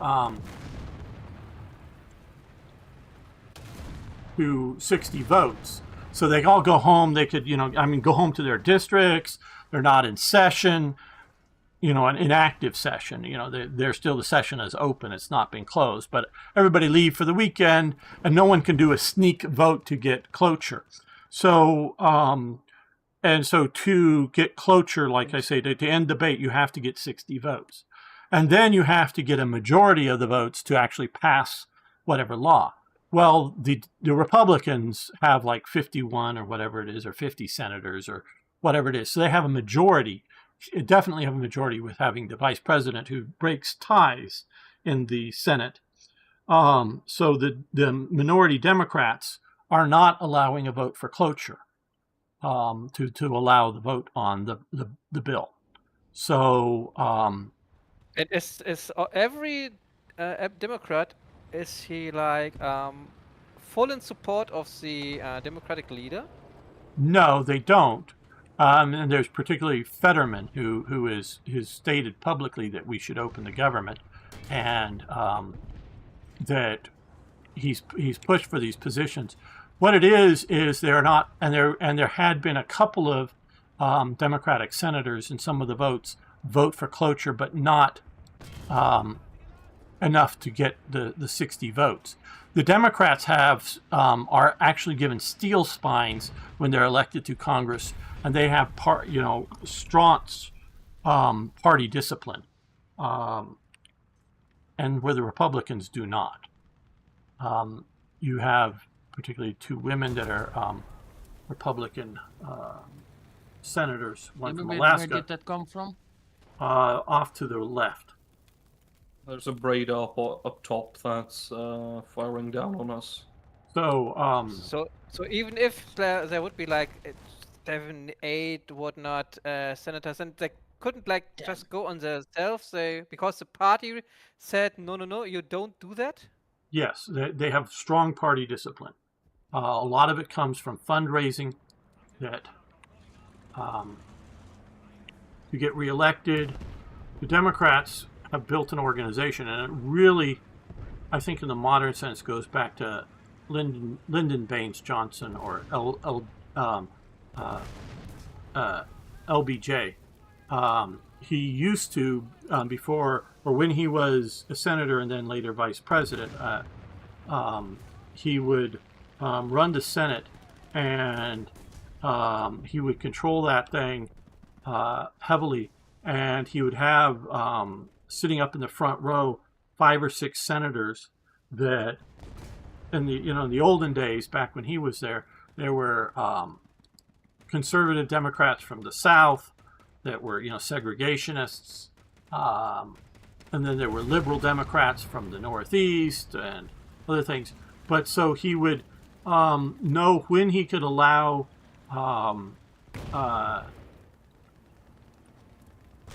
senators to vote against his, Democratic senators vote against the bills, and he would allow them to do that, but only when he knew that he had enough other support to shut down the vote. So that because your re-election is dependent upon not voting for something. He would allow that to happen, but only when he knew he had enough other support to make that vote fail still, even with allowing a senator or two to defect.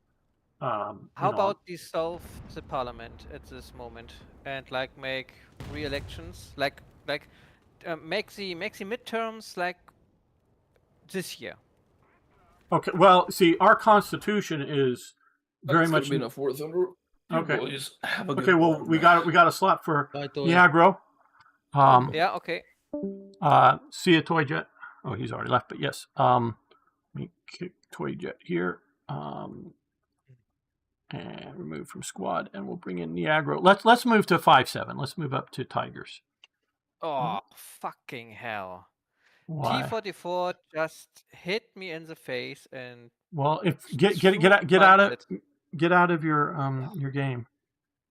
yeah. And hopefully leaving. we could still be able to get back in quickly. We are set up very much not on a parliamentary system which is flexible, when to call a new parliament. It is in our constitution. It says when we will have elections. So we would literally have to change the constitution to change when we have elections, which would have to not only be a supermajority in both House and Senate, and the president agree to the change. You have to get, I think it is 2/3 of Funny this. though, because that's exactly what your vice president said that Zelensky should have done: make elections, and the constitution of Ukraine said no elections during wartime. Well, I mean, I don't know how easy it is. In Britain, it's easy to change their constitution. They just sort of vote to change it, and then the king signs off on it, and they're in essence their basic laws, their constitution. They are a constitutional monarchy, so they do have a constitution. It's just a very flexible one. We would then have to get 2/3, I believe it is, of the states to ratify that change in the Constitution. So it could take 20 or 30 years if it ever even, an amendment to the Constitution ever even happened. So, figuring out that we want to change it when we do elections or how we do it, it's going to take 30 years, in a practical sense. So, no, we can't do that. There is no provisions for emergencies. Now, we can suspend the Constitution like Lincoln did in certain parts of the nation, the rebellious South. Where are we going, Gamer? I'm going to circle around C.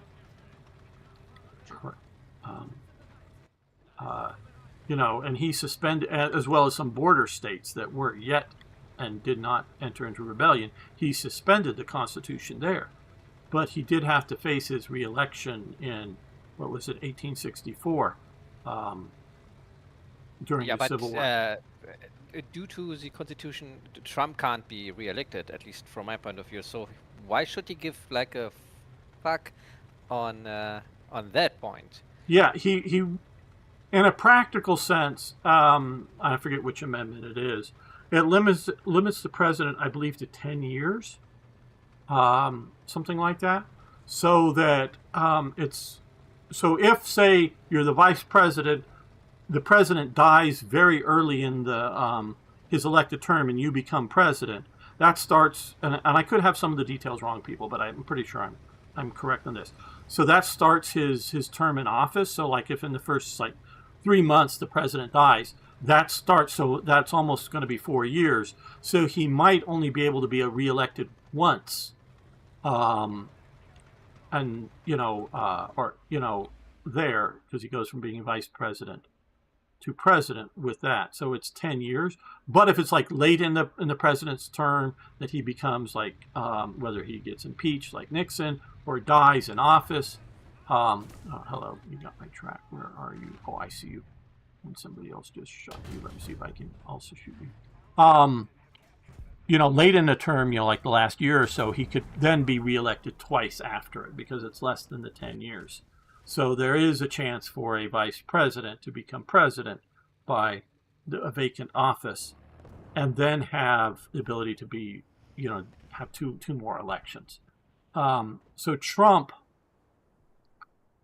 and I believe the amendment that changed that, because it used to not have that, because the Republicans are the ones that pushed for and got the constitutional amendment to limit presidential terms, mainly because of FDR being, the forever reelected president until he died, and they knew they were shut out because of that, and then they almost immediately regretted it because Eisenhower could have been another forever reelected president because he was very popular and did very well as president, and of course very well as the supreme commander of the European forces in World War II. So, and there were lots and lots of veterans in the the Army Air Corps, the Army, and even the Navy that fought in the European theaters, and even the Pacific Theater people were relatively pleased. Soldiers were relatively pleased with Eisenhower. So even if they were a Democrat and maybe voting for a Democrat in the House So or you Senate would have races, the danger of electing the next king because he will stay in office as well, long this as is he what I'm lives. saying. This is why the Republicans, as a practical matter, were shut out by FDR. Even when they were, doing well in other offices, they decided to do this. And it isn't a king because, one, kings have a certain legitimacy that other officials do not have, including dictators. But even that, you are going back every 4 years and getting approval from the people. So if you're just being mildly corrupt, doing mildly unpopular decisions, yeah, you could probably be reelected, on and on and on and on. But if you're really fucking up, well, you're not going to win Well, there's re-election. someone crossing this hill, I believe. Or You know, just saw so- someone crossing Gamer it. to your left. So, Okay. so if you're really talking an unpopular, that's a friendly, Ouch. an unpopular dictator or something like that. And remember, dictator comes from Rome, which was like an elected / appointed office, and often for a period of term. And the idea of electing or appointing a dictator in an emergency, we can't do that in the U.S. Just to be clear, but is not a bad idea. Like in essence, Churchill becomes the dictator of Britain during World War II. Now he has the king's support, he has Parliament support, so he is, and he has a Parliament that he's running, and a government that he has people from at least all the major parties involved. But that Parliament, even one, there are definitely fuck ups. Now, how much are they Churchill's? Like Singapore not having landward defenses and surrendering to the Japanese early on in the war, in the battle there. I wouldn't really put that to Churchill, but you can have if he really did say fuck up somewhere. He had the tendency for trying to micromanage military plans, and if there was one thing Churchill was absolute garbage at, it was making military plans. Well, I wouldn't say absolute garbage, but he was not the most brilliant general. He wasn't his ancestor John Churchill, the Duke of Marlborough, who wins the Battle of Blenheim. No, he's not him. But he's not bad either. Now, when you're talking about the greats that were around him, as well as opposing him, yeah, he doesn't shine so greatly. But hey, Vojo, how you doing? So I understand what you're saying, but he really wasn't a fuck up. But even micromanaging a little bit, you can disagree. You can disagree. This isn't. I'm not trying to run a cult that everybody has to agree with Gamer on his opinions. Yes, hi, leader. Yes. So but it had to be really bad for Parliament to, during that war to push against Churchill, in a serious, and he never did fuck up that bad. That Parliament thought that his overall management of the situation would, that they would really push against him. He, like I say, is in my opinion, a functional dictator of Britain during World War II. Dino, is he dead? Who? The guy who shot at you. Yes, I believe so. Okay. But, so the idea of dictators to me is not abhorrent. It depends on, are they trying to be a dictator for life and be even if they're not Idi Amin or some sort of, pathological crazy, but just somebody trying to, stay in power at all costs. No, that's not what I'm talking about. I'm talking about somebody particularly dealing with whether it's an internal or external crisis, trying to manage the situation for a time period. I'm not against... You would have a Caesar. Well, a Caesar or a Cincinnatus or other sort of... it is someone who is willing to give back the authority he has gained by Senate. Well, in that case, I wouldn't say Caesar because he wasn't willing to. Well, I think there's a lot of propaganda around Caesar. I don't think we know. And yes, power corrupts, and it pushes more and more. I wouldn't say that it corrupts so much as that. And this is someone who does think that. I don't think Caesar would have given up power, at least not anytime soon. Well, I don't know that he, but I also noticed maybe see him doing like a Diocletian and retiring when he's older. But now, but you see, if you look at Caesar, the reason he's killed is he's forgiving. Well, he's not necessarily forgetting, but he's forgiving his enemies. He's trying to do compromises. He's not trying to be a totalitarian dictator, or however you might want to put it. Yes, that I didn't say that he was. Well, I know you. I'm not trying to put words, but what I'm saying is even when we're talking about Caesar, and if he doesn't want to give up power, in the sense he's not trying to take total power. He's trying to manage the situation and trying to bring a certain level of compromise, even with his, shall we call them, opponents. He's trying to not make them enemies, just opponents. So this is what I'm talking about. I am not. Okay, let's see what folks. Dictators are given authority by commissions of a sovereign to rule without normal constraints during a period of exemption. Yes, that kind of thing. And the sovereign can be a sovereign authorities, which, like in America, would be the people. Now, again, we don't have provisions in our Constitution for that. We might want to put them in. I'm not saying we do, but you can't do it under the U.S. Constitution. Arno, watch it, M18. But the idea of having that, and it was definitely a good idea to put a sunset clause or a, need to renew it or, whatever, to for the next 5 years, somebody's the dictator. And so they can't keep the war technically going, like you say, for the duration of the war, so that he can just stay in power and stay in power, as long as technically there's a war going on. No, you say 5 years and whatever, and whether you want to say hard limit, you'll never be dictator again after that 5 years. So, or say Parliament or Congress or whoever needs to reaffirm the authority if you're extending it. Yeah, because there are crisis times, existential crisis times, that never noticed that.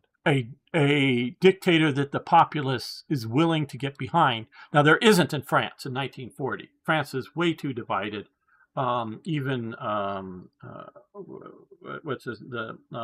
World War I hero, who becomes the Vichy leader. The French marshal. Pétain? What? Yeah. Philippe Pétain? Yeah, Pétain. Yes. Again, I have name blocks when I start trying to think. The other one is Foch. Yeah, but he becomes French dictator in essence. Where are we going? I'm going along the south of the map. Not that you guys Tiger have to tanks? follow. Yes, Or- Tiger. Each one. you know, and sort of brought in too late. But even if he had been brought in earlier, yes, he had a great respect, I think, by many veterans of all political backgrounds in France, but not maybe the respect that Eisenhower had by people that served under him. You know, but Pétain had much better. But France is just so politically divided that they, there's other things, but maybe not even political, because I mean, France has a problem that it's a cold nation state. Okay, yeah, I give you that. Like since what was it, like, let's say 1500 or so, or maybe late 1600.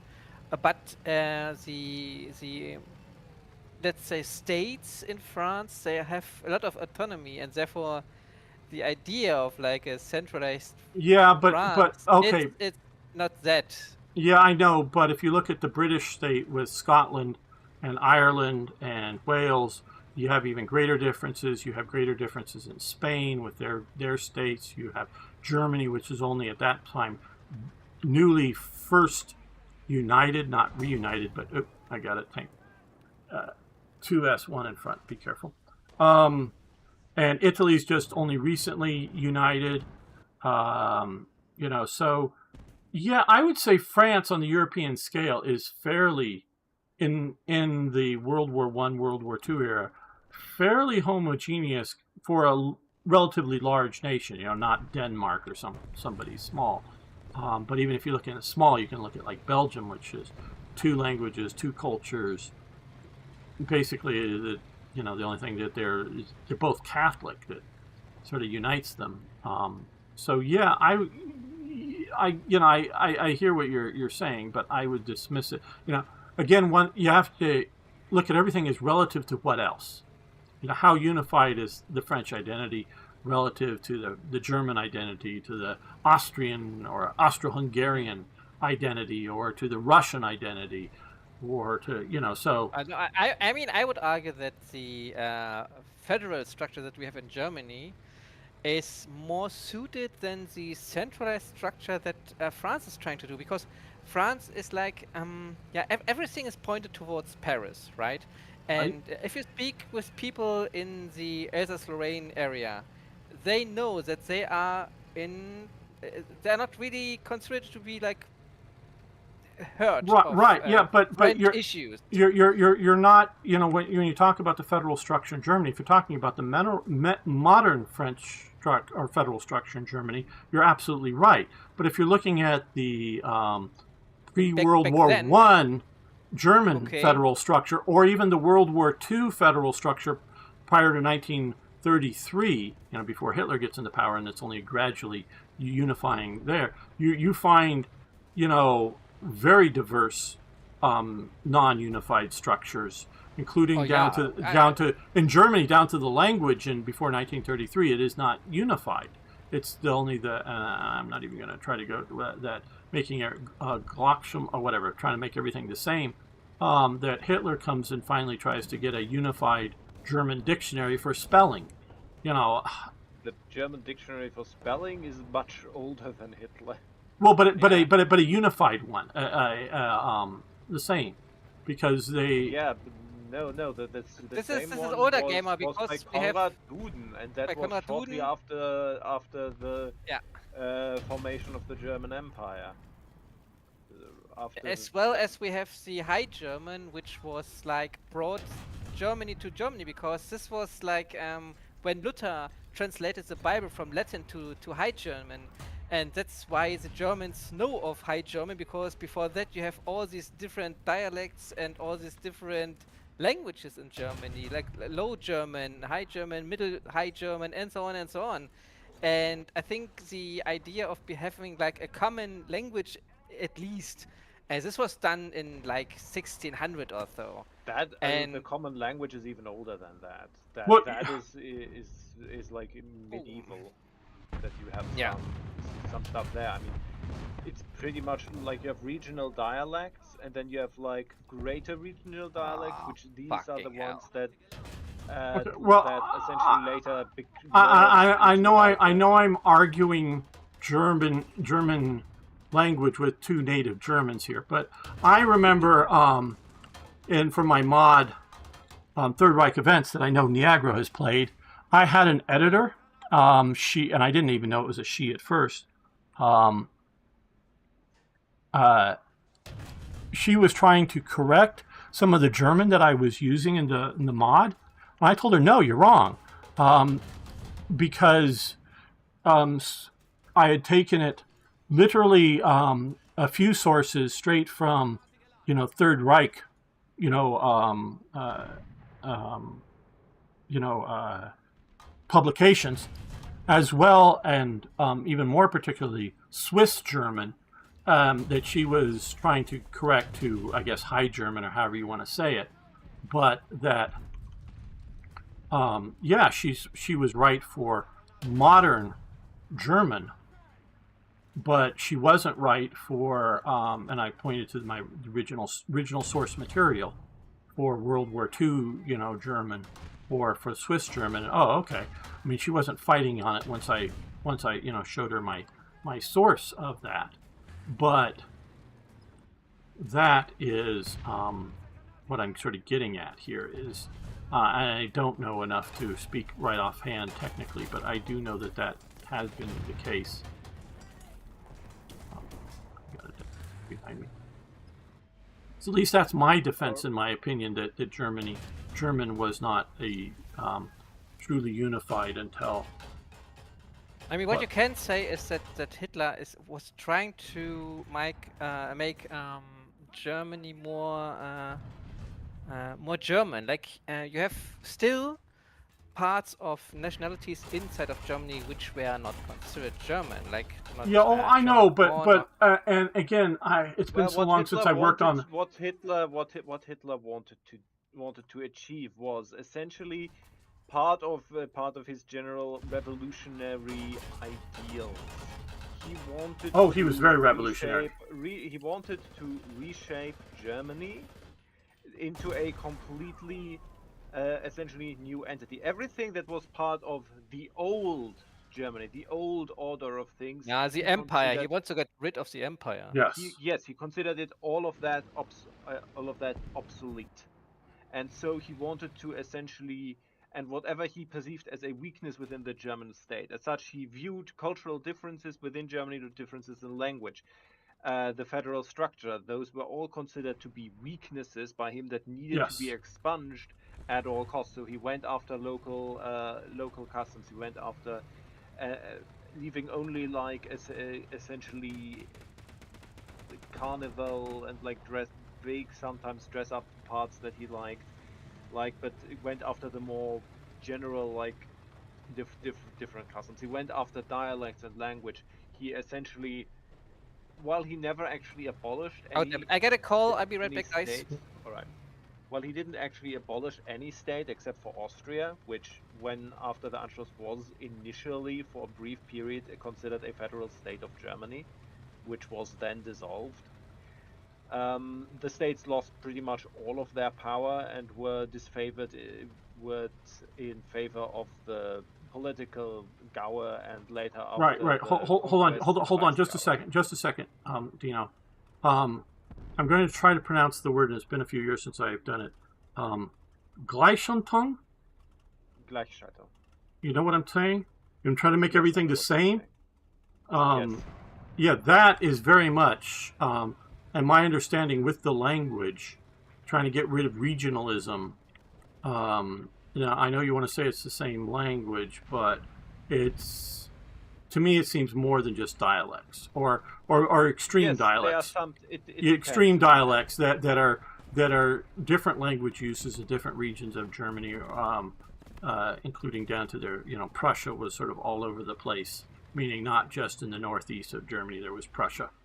Yes. In German, we there are multiple different words. Sometimes we use the word dialect, so dialect. Sometimes we use the word Mundart, which essentially means mouth type or mouth kind, which essentially is more of an even softer like version of that, like a way of just how you speak the language, and then you have actual separate languages that are that are a German language but are not High German.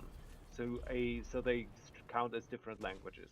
My area where I am, our dialect is its own separate language. And that's sort of what I'm getting at. That Yes, you are sort of right. In TT, that first coming sense. from If spawn. you mean in the sense of essentially doing as the French did and trying to completely essentially obliterate any regional differences. yes, And that's trying to what I'm talking completely about. brute force it. That's not exactly what I would And what we're really debating here is details of word usage, of what it means between dialects and making everything the same. Is we're talking about degrees, not is what we're debating here, not whether this was happening. And so I simply for me it was more like that you said that this was what unified the German language when when the proper language, said the official language, High German, was already started to be unified by the brothers Grimm, and then was essentially officially unified by Konrad Duden, to the point where now the language is unified too, was a common joke at the time after he released his word book, his dictionary, right. which was then accepted throughout the entire empire by for school use. Right, and even going to look at something that I'm more familiar with is in English. We had two basic dictionaries coming about at the same time. One was Johnson and his dictionary for the English, and Webster his dictionary for the Americans. The American English, and it's how we get two spellings for the word color. COLOR, or the British COLOUR. And so now that's just spelling, but then we have, for the word aluminum, we have two words that mean, or the substance aluminum, we have two words that mean the same thing, aluminum and aluminium. Those really are different words that are divided between British English and American English that mean the same thing, and they're not just different pronunciations, they are different words that are very similar. Trying to shoot him, Arno, but yes, let's see. And I hit him, no damage, and he killed me.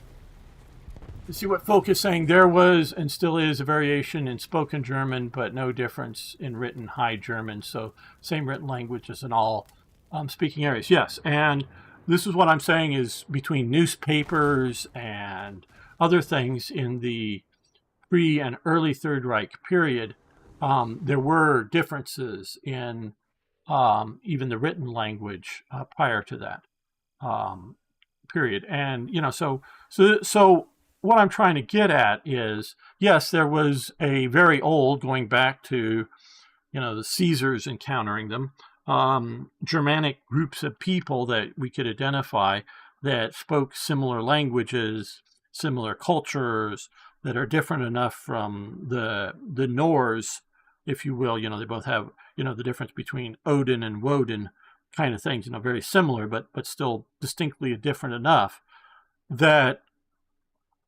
you'd only have political unification under Bismarck for the first time, really, in Germany, where in France, you go back a few hundred years before. Now, I'm not great on dates, but, before then you had Burgundy, which is a country that's long since gone, and other regions that, like Brittany out and Normandy out in France that that are near Britain, so I know them more than, say, southern. And now some southern French was much more influenced by Italian. So I would say the idea of national unity in, whether we're talking 1914 or 1940, as a cultural idea, is more solid in France, longer termed in France than we see in Germany. A transmission from, and here in another example, I'm jumping around to, I know, but in America, prior to the American Civil War, the government in its documentation and the people would say, "these United States." it only changes in the post-Civil War world into the United States, as in indivisible, and that's what we have that term in our Pledge of Allegiance that eventually comes about. So the idea that somebody is a German nationalist more than a Bavarian nationalist or a Hanoverian nationalist is I would say a relatively new phenomenon. Now, maybe both the Bavarian and the Hanoverian would see the Spaniard as something very foreign, and they would, see themselves as a group, a grouping closer to each other. Oh shit! I ended up in the wrong side. Well, I'm going to play on the right side of the map today, on this one. That's not my normal.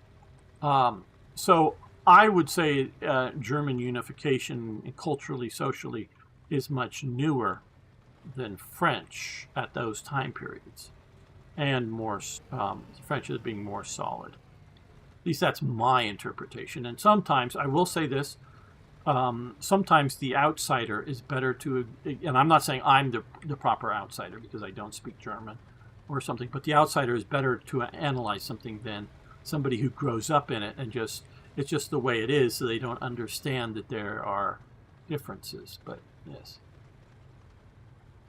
United States is still plural noun in the European language. That's interesting. We very much use it as singular, in that it is they are united into a singular entity.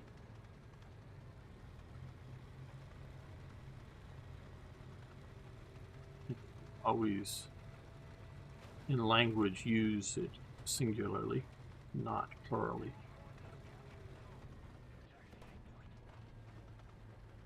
Somebody's lost and about heading off the north of the map. I've read of the United States being referred to as like with plural words in quite a lot of both in speech and in written form, like that originates from within the states.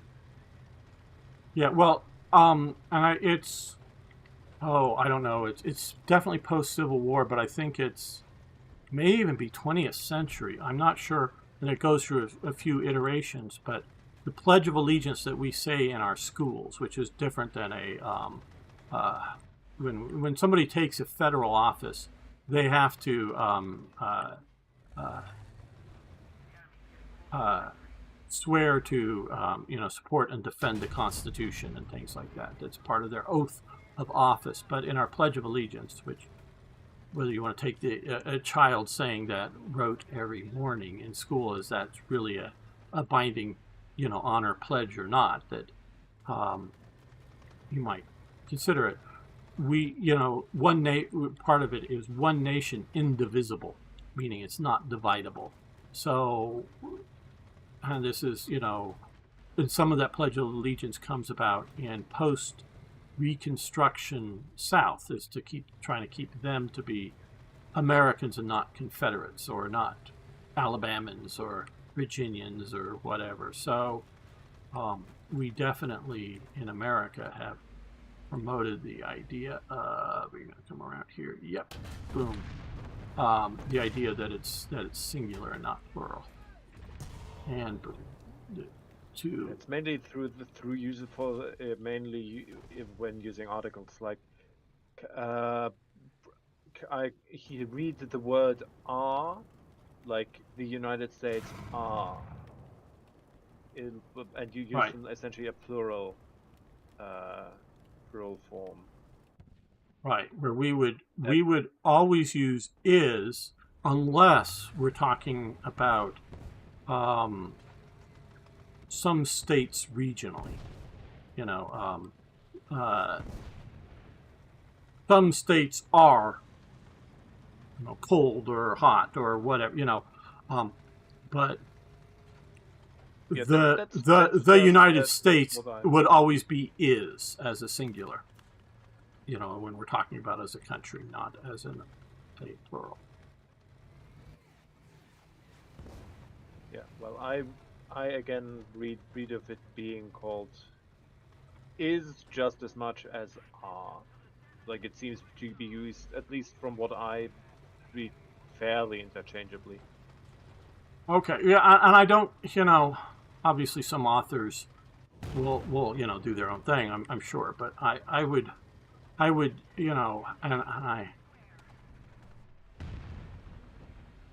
I don't know. Now maybe I would say I'm trying to think of how I would use language. I would use R. Well, if I'm talking collectively about the people, but not like Americans are this, as opposed to Americans is this. Like I might Well, say, yeah, in this case, you're talking about the collective of people, so yeah, plural makes and sense. that's how I'm not talking about using the word our as in possessive, but you know, um, I would never say America or the United States. Well, Oh, there's a biggie over there.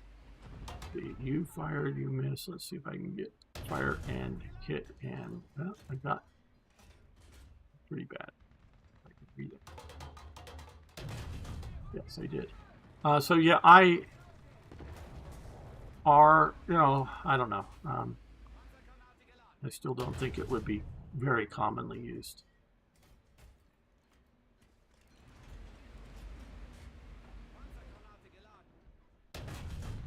Now, of course, you got to realize we got lots and lots of foreigners here that are, and I'm using a term not as in citizen versus foreigner. I'm talking about people that are have either are non-citizens or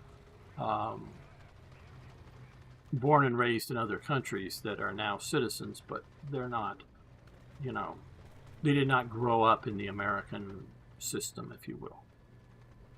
That may use that more in their writing. I don't know. But then, of course, I don't read a lot of modern American stuff. A lot of my reading is older stuff or not about America.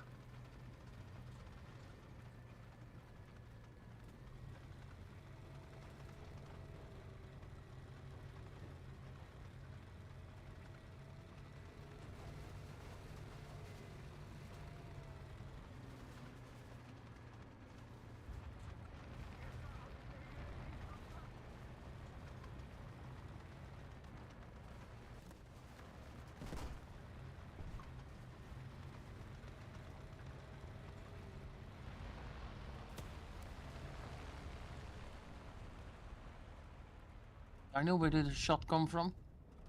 Somewhere to my right.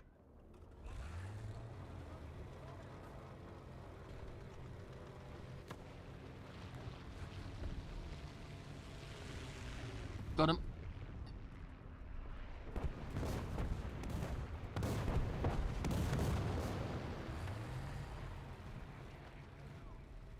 Oh no. What? Oh no. Oh no. Oh no no no no no. Time to pull out the Waffentrager. Träger. Trigger. Come on. Come on, Dino, hit it.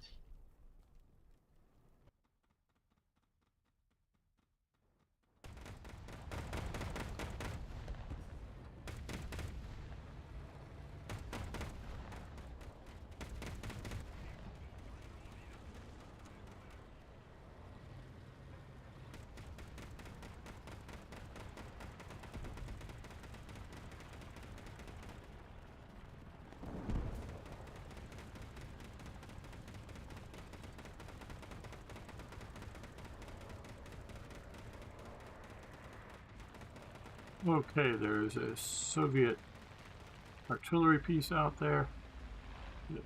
US-3 or whatever.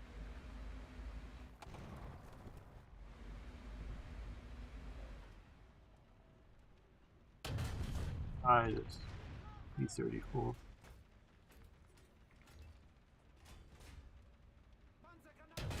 gave me the side of his turret. For the reason I don't.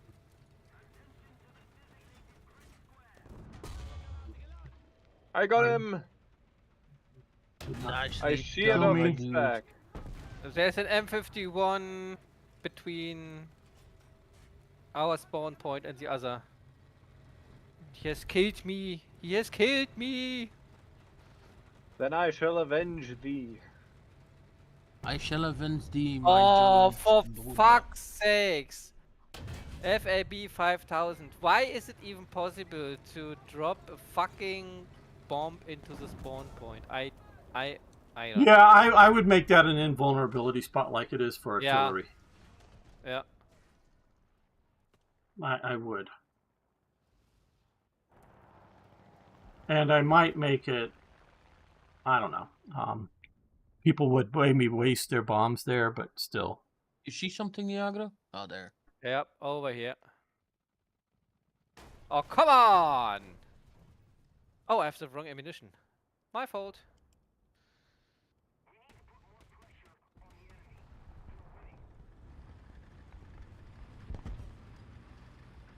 So, too bad.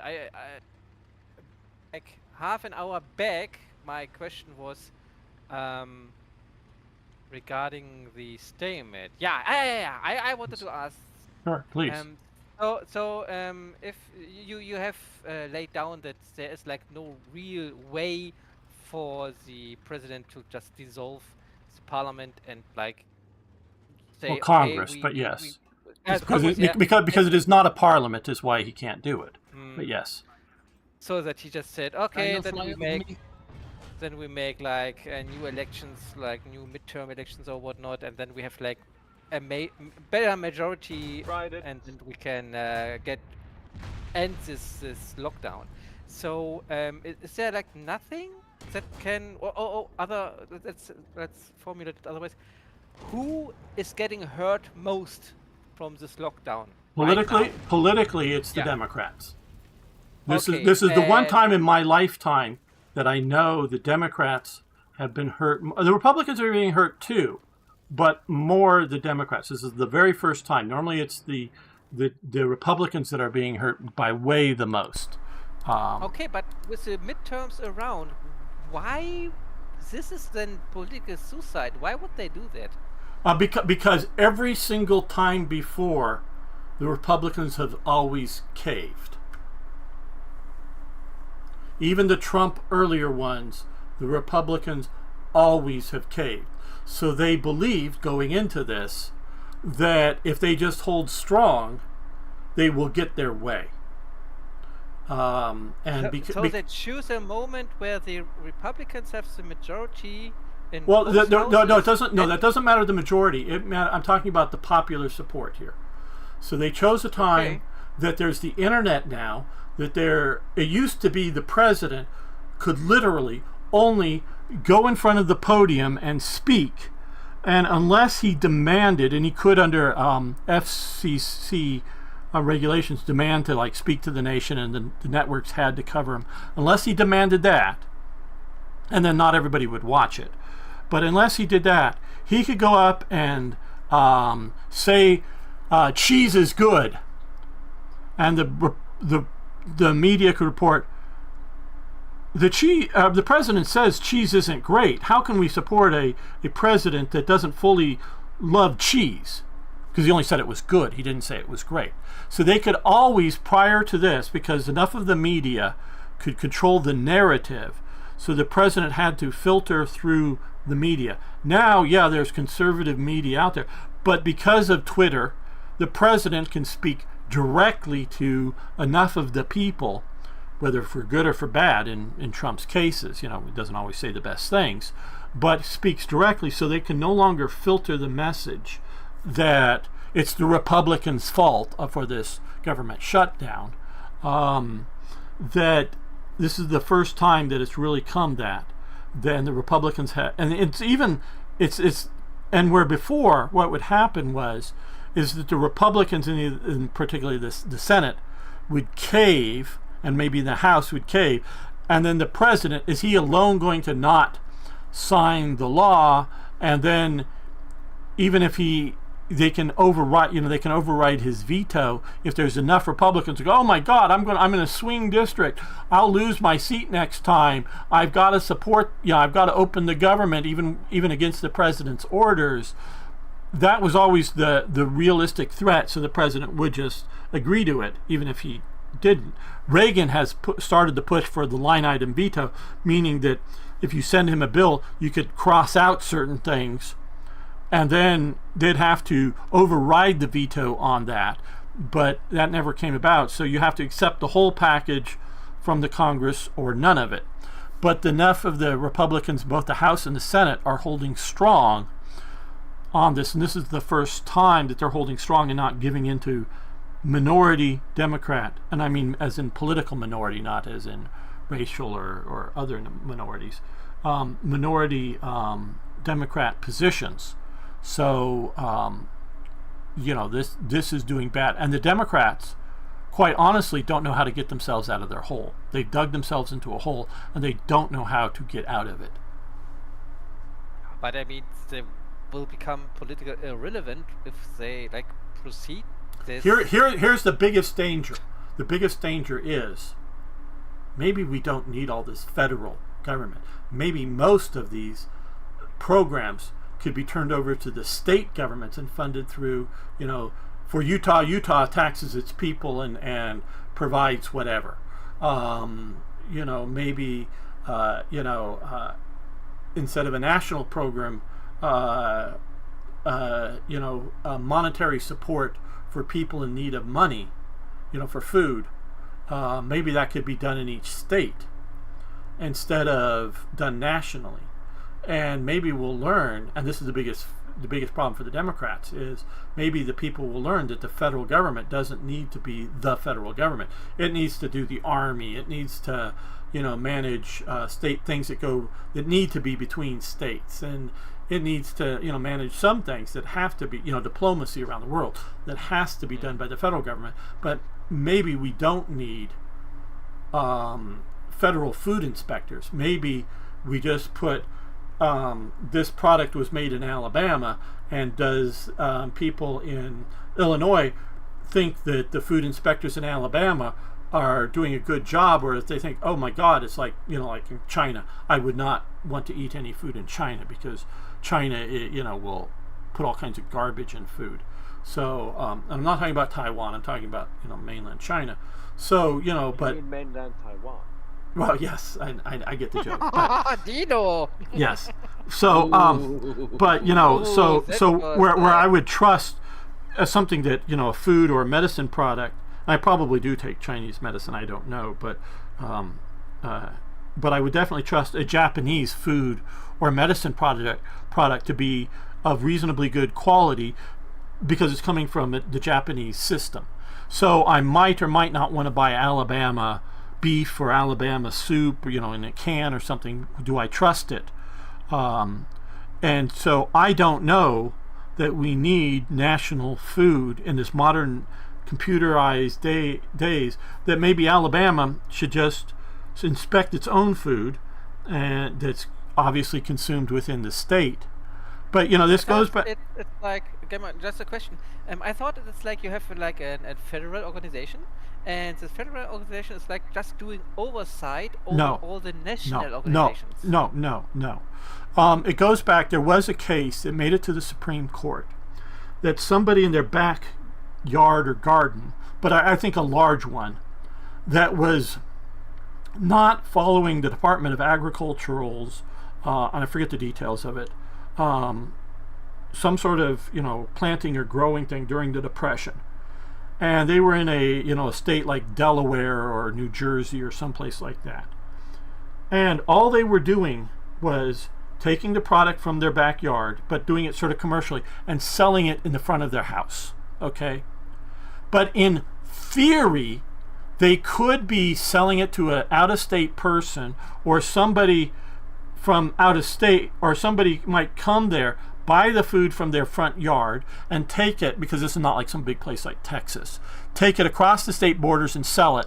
That they were able to, the Commerce Clause, which is set up in the Constitution, to only, and this is the only power that they should have, is to regulate commerce between the states, not within the state.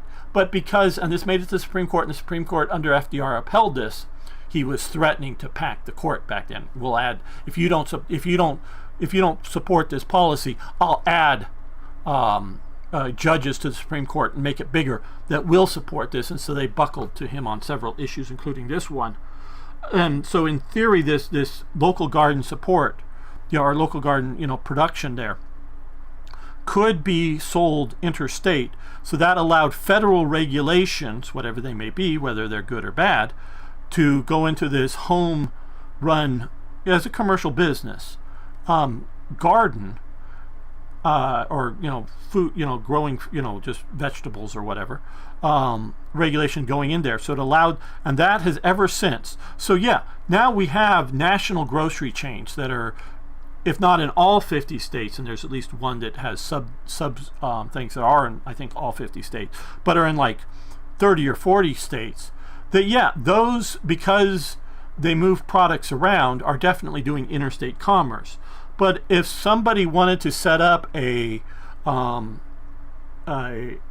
open to the public that grew food, that processed food, and only sold it in a store chain within one state, under our current legal structure, the federal government can come in and regulate that. And that, in my opinion, is unconstitutional, as by the original intent, by the meaning of the plain words of text, but because in theory it could be resold outside of the state or whatever, the federal government gets to come in and regulate internal state commerce.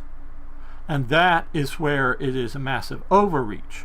So, and you got to realize, again, places like California and Texas are bigger than in one way or another in countries like Germany.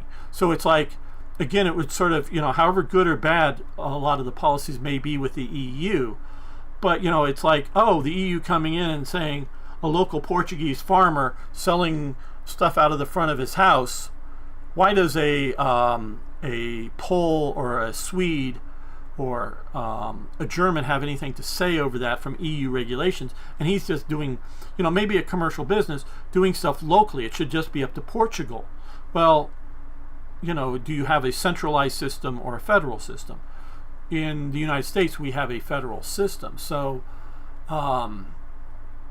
folk is saying, so much legal clutter piled upon Commerce Clause, justifying everything from Civil Rights Act to gun-free zones at school. Yes, that the federal government is doing it, not the state governments. So it should be that if I don't like the laws that are even constitutional laws in one state, the idea is that I should be able to pick up and move to another state that doesn't have like helmet laws for motorcyclists or bicyclists. Whether it's, let's just presume for the moment it's constitutional to require, because you're driving on a public road, as the agreement to have a driving license, to have a motorcycle, a rider. I'm not driving, I'm traveling. Well, but, to require them to have a helmet. Okay, let's just say that, we can argue personal freedom or whatever, but let's just say as part of the legal agreement to drive on a public road, that the driver of a motorcycle on his own must have a helmet. I find that ridiculous. I find that, it's probably actually counterproductive that they've justified these nanny state laws, but let's just say that is constitutional. And the people of California, through their elected officials or through plebiscite, have voted to have a requirement to have helmets on while we're riding a motorcycle. Well, I should be able to pick up and leave and go to a state that doesn't have that requirement. I should not have a federal laws telling me this. And during the gas shortage crisis, they figured out that if you drive 55 miles an hour, that is the most efficient speed on average for gas consumption. You drive faster, yeah, you go faster, and it's not really that much more dangerous for safety, though they talk about that statistically, but it burns up more gas per mile when driving on the highways. So they limited it to 55 miles an hour, but they knew they could do it for interstate truckers, because truckers, are an interstate commerce clause. because they're a business. But for people, they couldn't.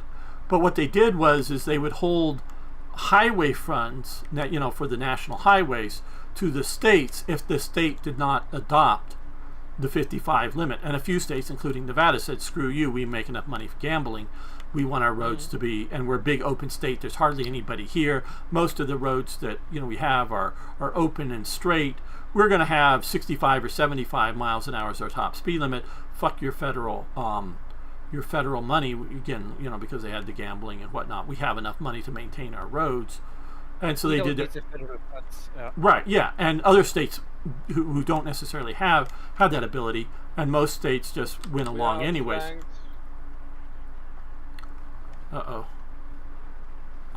So, we're not just morally or otherwise, but constitutionally, should there be limits on federal authority, I think, and this is, and people, states' rights, well, you just want segregation.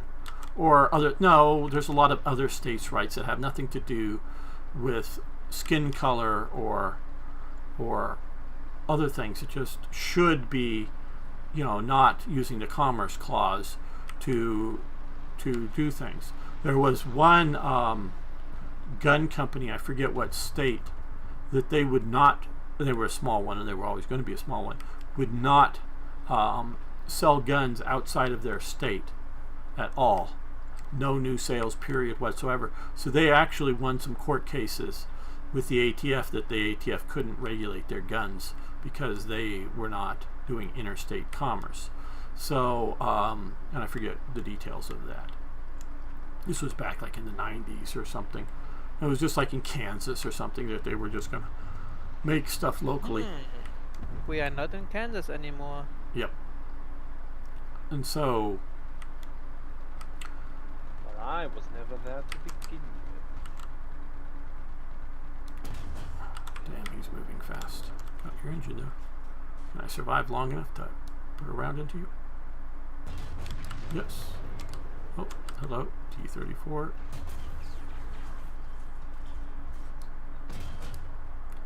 So you got your breach and your gun crew. Turret crew. And we definitely need to get that changed in the courts, that interstate commerce regulations should just be for interstate commerce.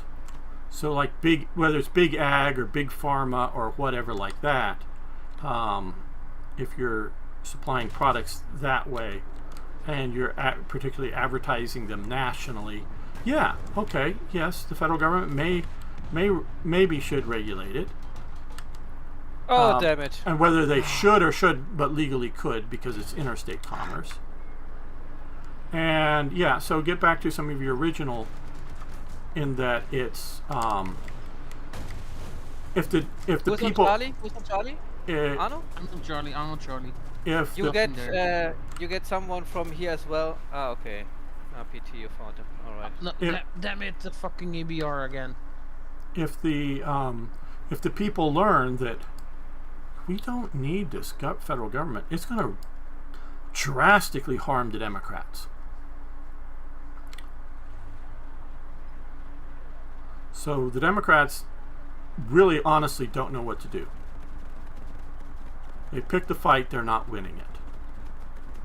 And there is like also no like alternative party to the Democrats. Like, I mean, all the other parties are like too small for anything, okay. Right? Here's to understand American, both because the situation, and unlike Britain or some places, you have to always win a majority to win an office.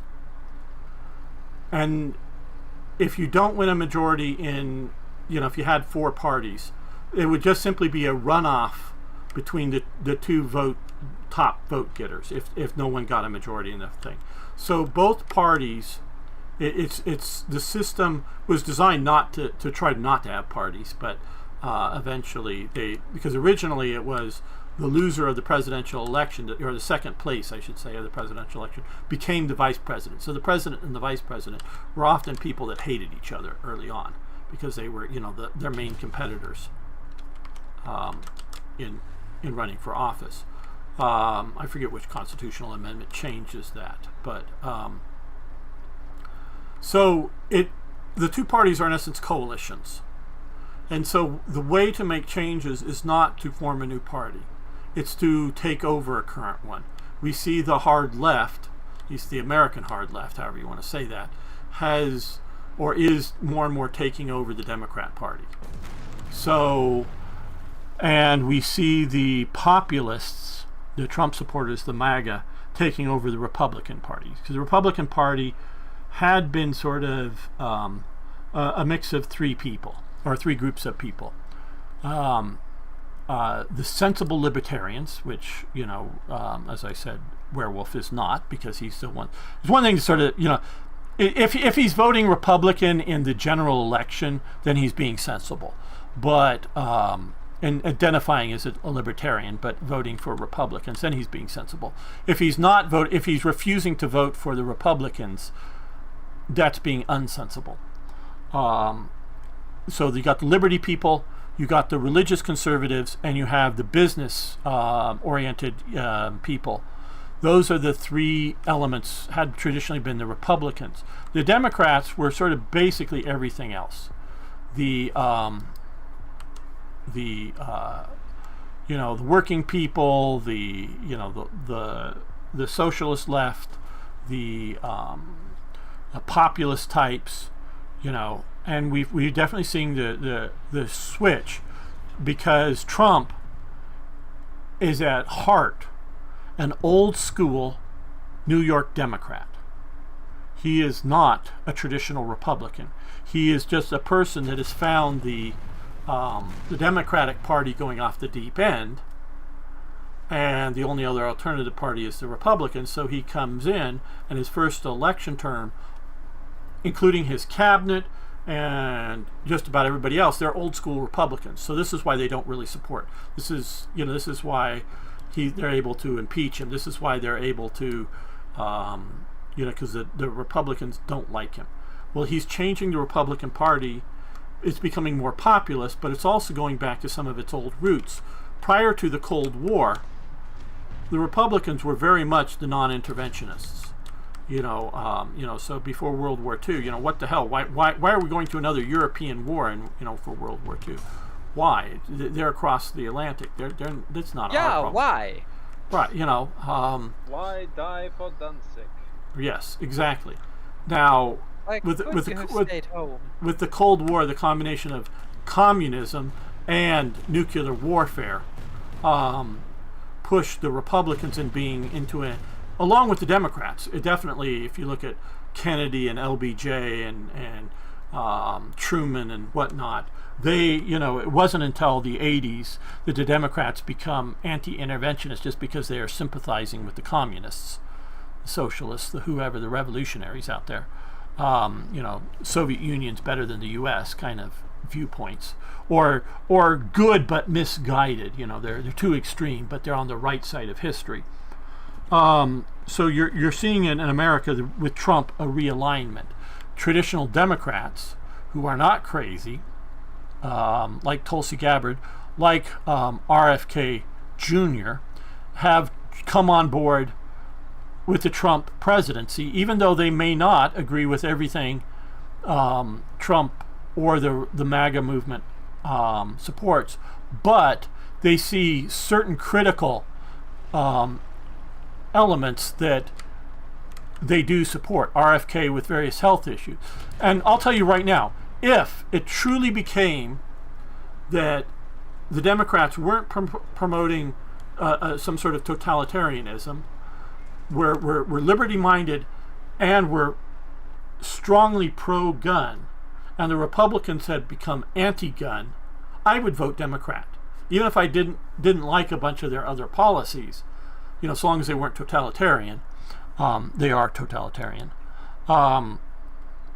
in their way of wanting to do I things. have to step out here. Yeah, and this is probably going to be our last match. But so I hope I've answered your question, Niagro, is that it's different political alignments and we're doing things differently, and the Chuck Schumer, which is 70 or 80 years old, doesn't know how to handle this. So that's it. I want to thank Niagro, Dino, Arno, of course, Toyjet, for playing with me, and Folk and Vojo, and who else do we have here? Elizabeth and Writer M, and yeah, it seems like about it. That chatted with, and everybody who may be watching later, for hanging out with me this Sunday. I do believe I'll be back Saturday and Sunday for our standard sort of streams. I hope you'll join me then. And so thank you, everyone. See you next time.